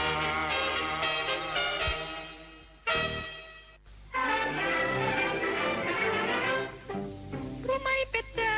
ใครกันที่ฉันรักเป็ดเดารู้จักจงบอกอย่าหลอกฉันบอกสักนิดบอกสักหน่อยอยากคอยฟังกิ๊บกักกิ๊บกักกิ๊บกักฉันรักเขาจะรู้ไหมฉันไม่เคยรักใครถ้าใครใจหมายมันบอกสักหน่อยอยากบอกสักนิดอยากคอยฟังกิ๊บกักกิ๊บกักกิ๊บกักเขาสวยสง่าหน้าคมสมเป็นชายฉลาดหลายพูดก็คันให้ฉันเพลินฟังบอกสักนิดบอกสักหน่อยอยากคอยฟังกิ๊บกักกิ๊บกักกิ๊บกักฉันเห็นเขาบอกฉันนี่ยังมีความหมายฉันก็ยังไม่ไหวคลายสงสัยบอกสักหน่อยบอกสักนิดอยากคอยฟังกิ๊บกักกิ๊บกักกิ๊บกัก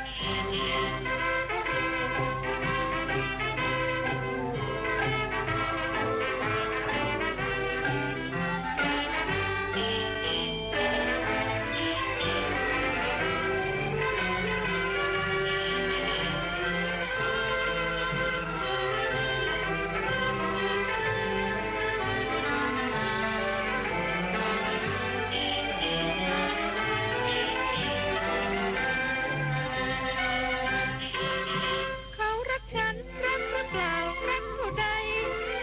หรือเขาไม่ฉันว่าคงรักอยากจะเดาบอกสักนิด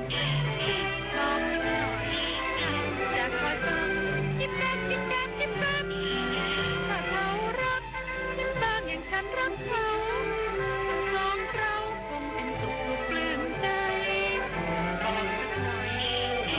บอกสักนิดอยากคอยฟังกิ๊บกักกิ๊บกักกิ๊บกัก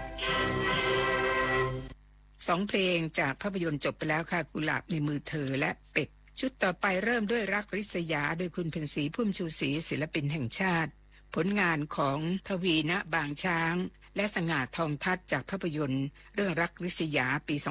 2500 เพลงที่2หยาดฝนแรกคุณชลินนันทนครศิลปินแห่งชาติขับร้องครูชาลีอินทรวิจิตรและครูสมานกาญจนพลิน2ศิลปินแห่งชาติร่วมกันประพันธ์ค่ะจากภาพยนตร์เรื่องฝนแรกเพลงที่3ขวัญใจการะเกดโดยคุณพิสมัยวิไลศักดิ์ศิลปินแห่งชาตินะคะคุณสุรัตน์ภุกเวศและคุณสง่าอารัมพีศิลปินแห่งชาติประพันธ์สำหรับภาพยนตร์เรื่องการะเกด3เพลงค่ะเริ่มด้วยรักริษยา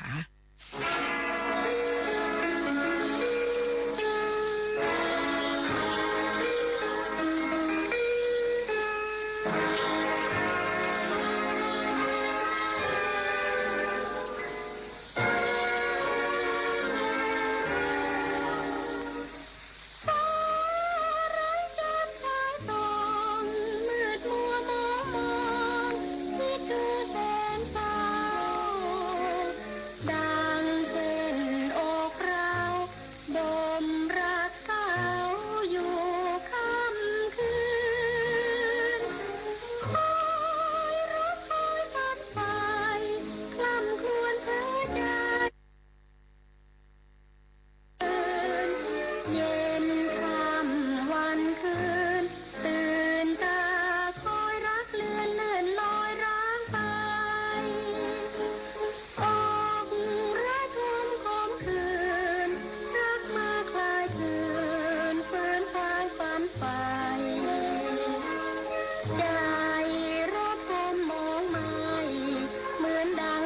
ไปหลานใจโศกสัน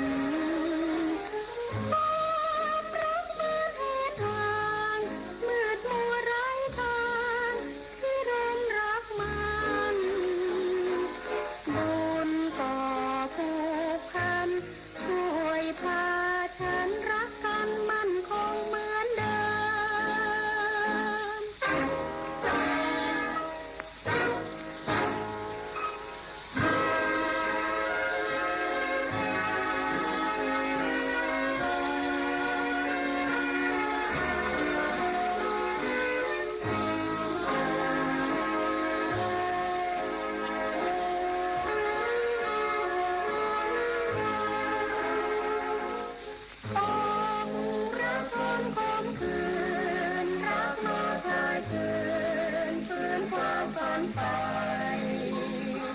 ใจระทมมองไม่เหมือนดังเปลวไฟผ่านใจโศกสันความรักเปิดเดินทางเหมือนตัวไร้ทางที่โรงรักมันคนก็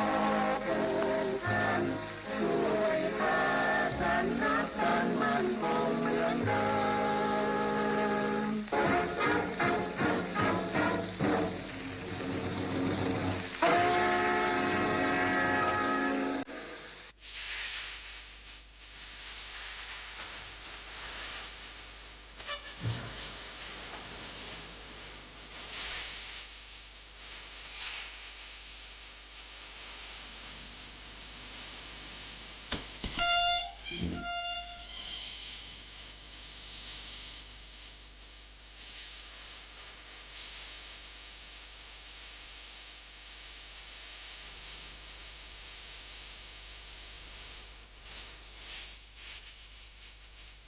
ฝน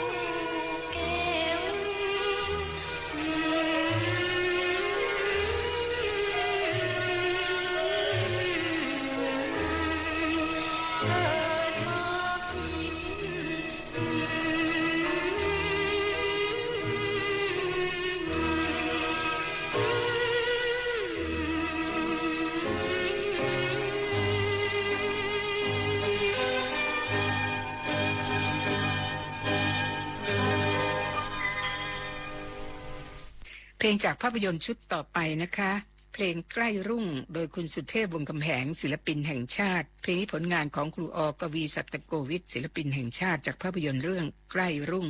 เพลงที่2กรุณารักโดยคุณเสาวรีภกพันธ์ศิลปินแห่งชาติขับร้องค่ะเพลงนี้ครูสง่าอารัมพีศิลปินแห่งชาติเป็นผู้แต่งสำหรับภาพยนตร์เรื่องพูดพิศวาสปี 2507 เพลงที่3ย่าโลมดินคุณชรินทร์ ณัฐนาครศิลปินแห่งชาติขับร้องเมื่อปี 2508 นะคะผลงานของพระเจ้าวรวงศ์เธอพระองค์เจ้าจักรพันธ์เพ็ญสิริค่ะจากภาพยนตร์เรื่องเงินเงินเงิน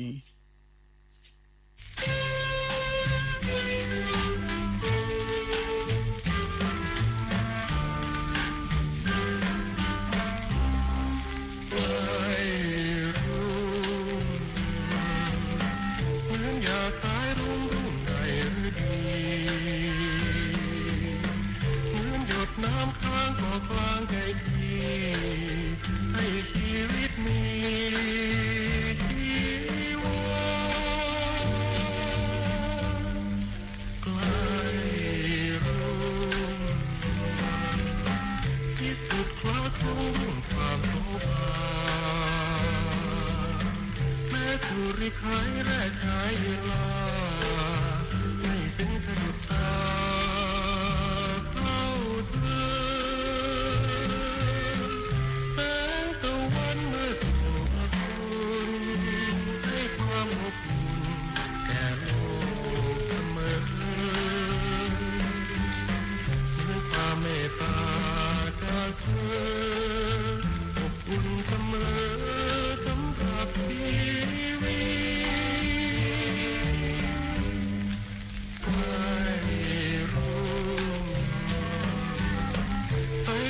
จะรู้อยู่ใดหรือดีใสกว่าน้ำค้างอยู่กลางใจพี่คือความพักดีที่รัก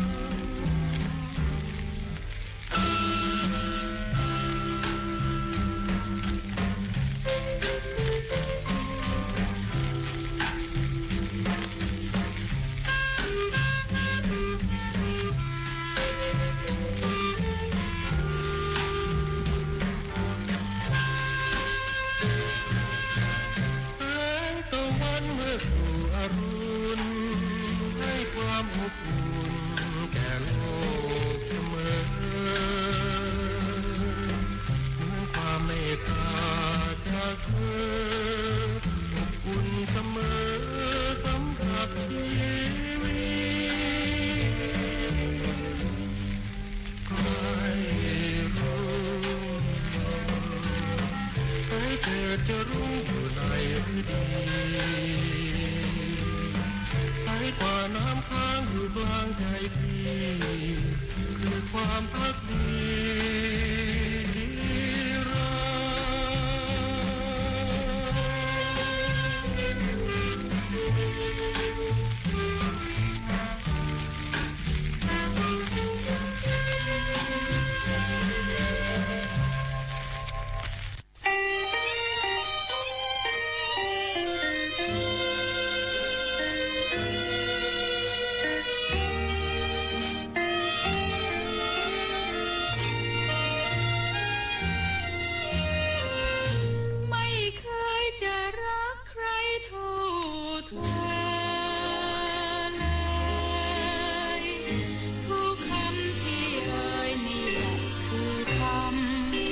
สัญญาพูดออกมาจากใจจริงเพราะจริงทุกการเวลาชาตินี้ชาติหน้าฉันรักเธอไม่ยอมให้ฟ้าให้ดินมาพรากเราไกลฉันจะตามไปเป็นคู่ของเธอเสมอให้เหมือนกับเงาตามกายแม้ตายวิญญาณจะบำเรอคอยเฝ้ารักเธอคนเดียวนิรันดร์ยามหนาวจะทำให้อุ่น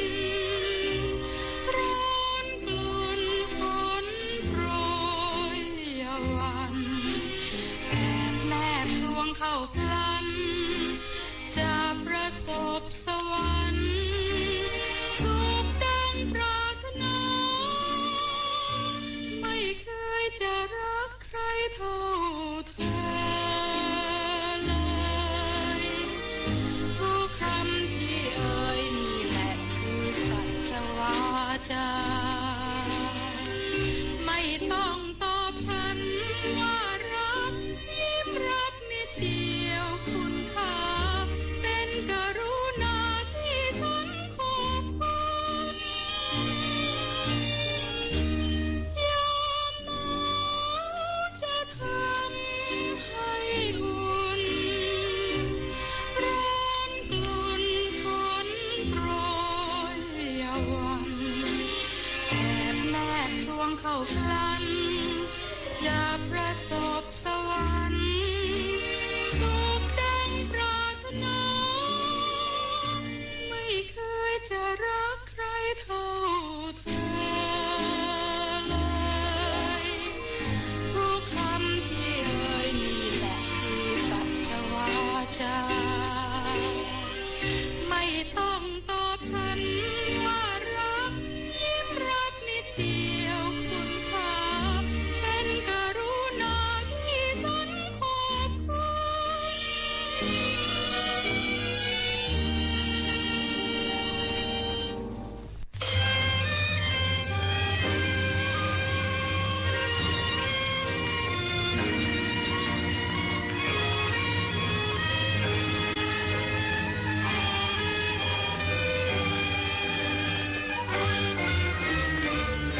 อย่า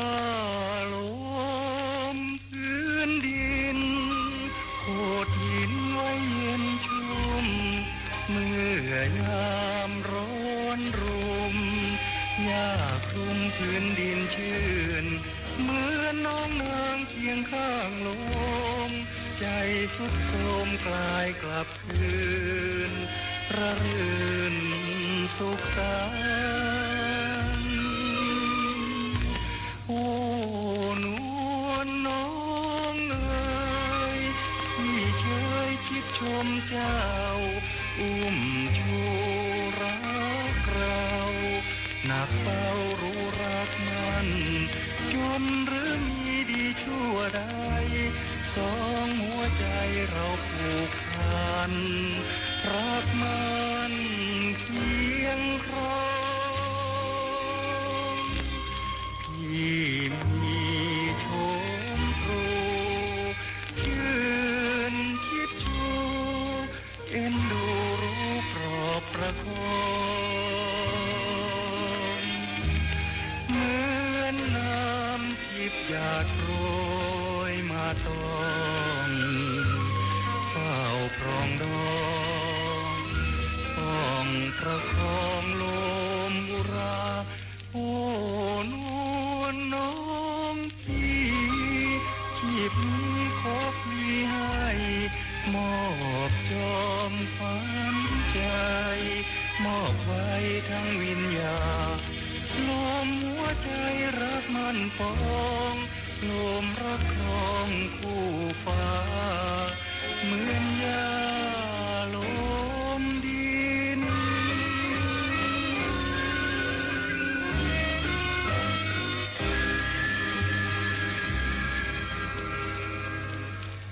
3 เพลงที่จบไปนั้นก็เป็นเพลงจากภาพยนตร์เช่นเดียวกัน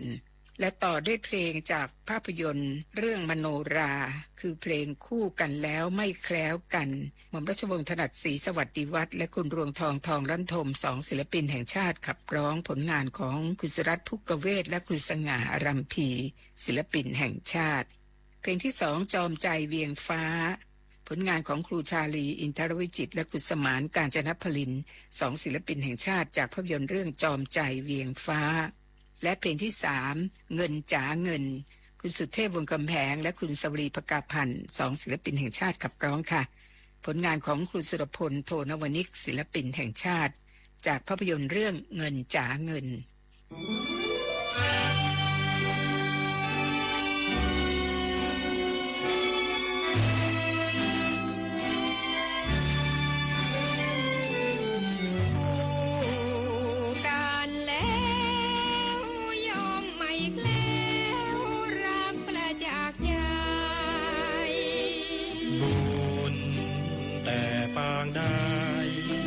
สร้างไว้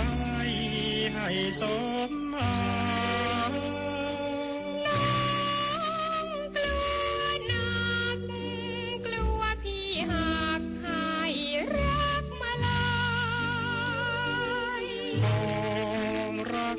เสื่อมคลายเหมือนแสงทองฉายจากฟากฟ้านาพิสมัยรักจริงจากใจ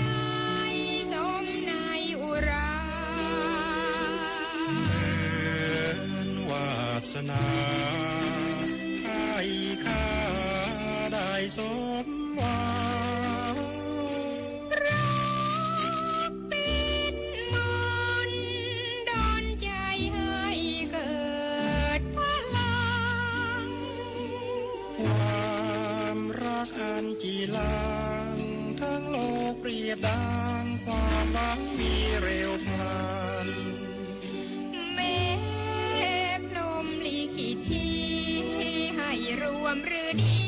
จงพักดีสัมพันธ์จงรักยิ่งกว่าจันทร์รักฟ้ายิ่งกว่าปลารักน้ำคู่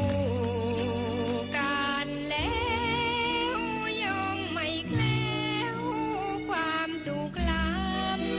ำใจฝ่ายจำความ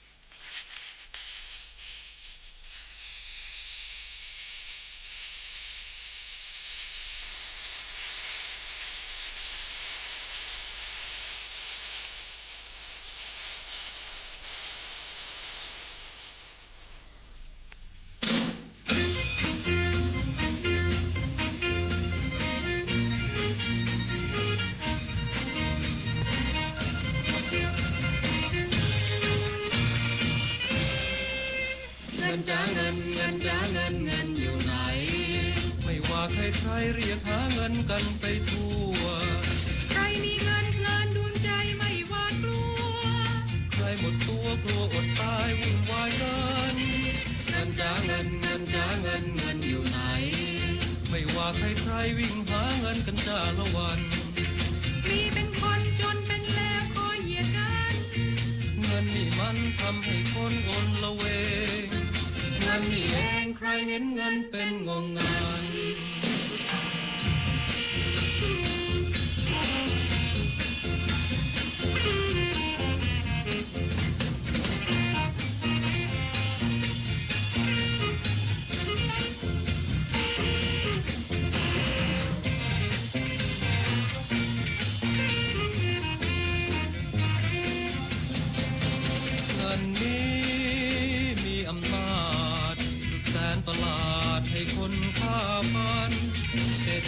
จบก็งกเหมือนกันเหล็กว่าแข็งนั้นง้างได้ด้วยเงิน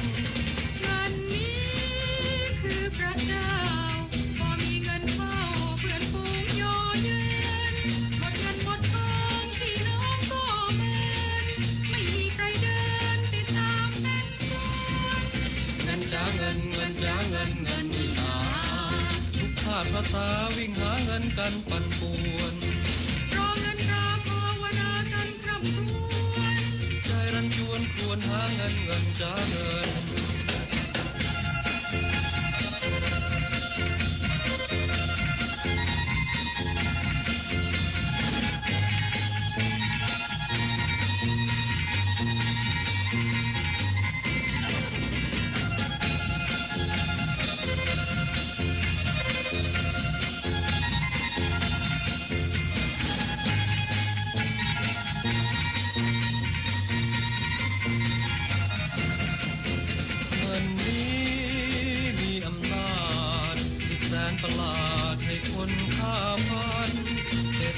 จบก็งกเหมือนกันเหล็กว่าแข็งนั้นง้างได้ด้วยเงิน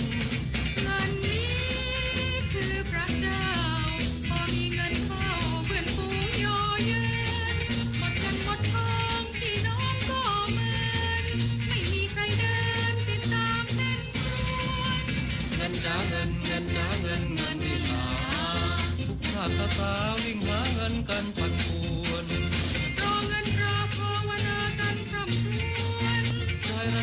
ควรหาเงินเงินจ้าเงินเงินจ้าเงินเงินจ้าเงินเงินจ้าเงินเงินจ้าเงินเงินจ้าเงินเงินจ้าเงินเงินจ้าเงินเงินจ้าเงินเงินจ้าเงินมาถึงชุดสุดท้ายของเพื่อนฝันในคืนนี้เป็นเพลงจากภาพยนตร์นะคะเพลงแรกจำปูนคุณฉลองสิมเสถียรขับร้องจากภาพยนตร์เรื่องจำปูนเพลงที่สองเกาะสวาทหาดสวรรค์คุณอรัญญานามวงศ์และคุณสมบัติเมธานีขับร้องค่ะผลงานของครูสง่ารัมพีศิลปินแห่งชาติจากภาพยนตร์เรื่องเกาะสวาทหาดสวรรค์เพื่อนฝันในคืนนี้บุญประกอบอบกลิ่นดิฉันจารุรินทร์มุสิกพงศ์พบกันใหม่ในวันพรุ่งนี้นะคะสวัสดีค่ะ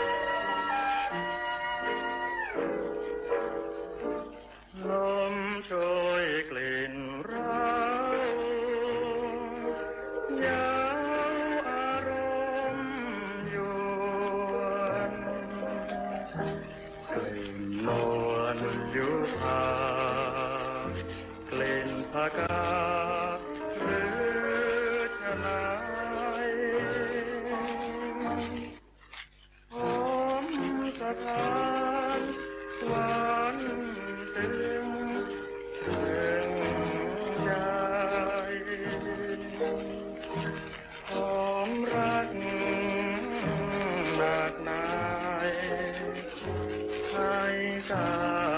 รสวง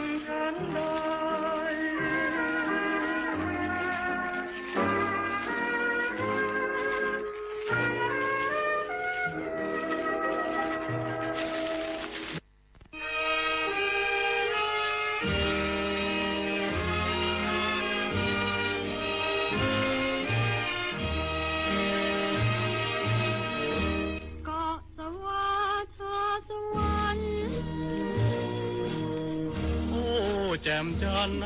ที่ว่ามีสวนมะพร้าวงามตา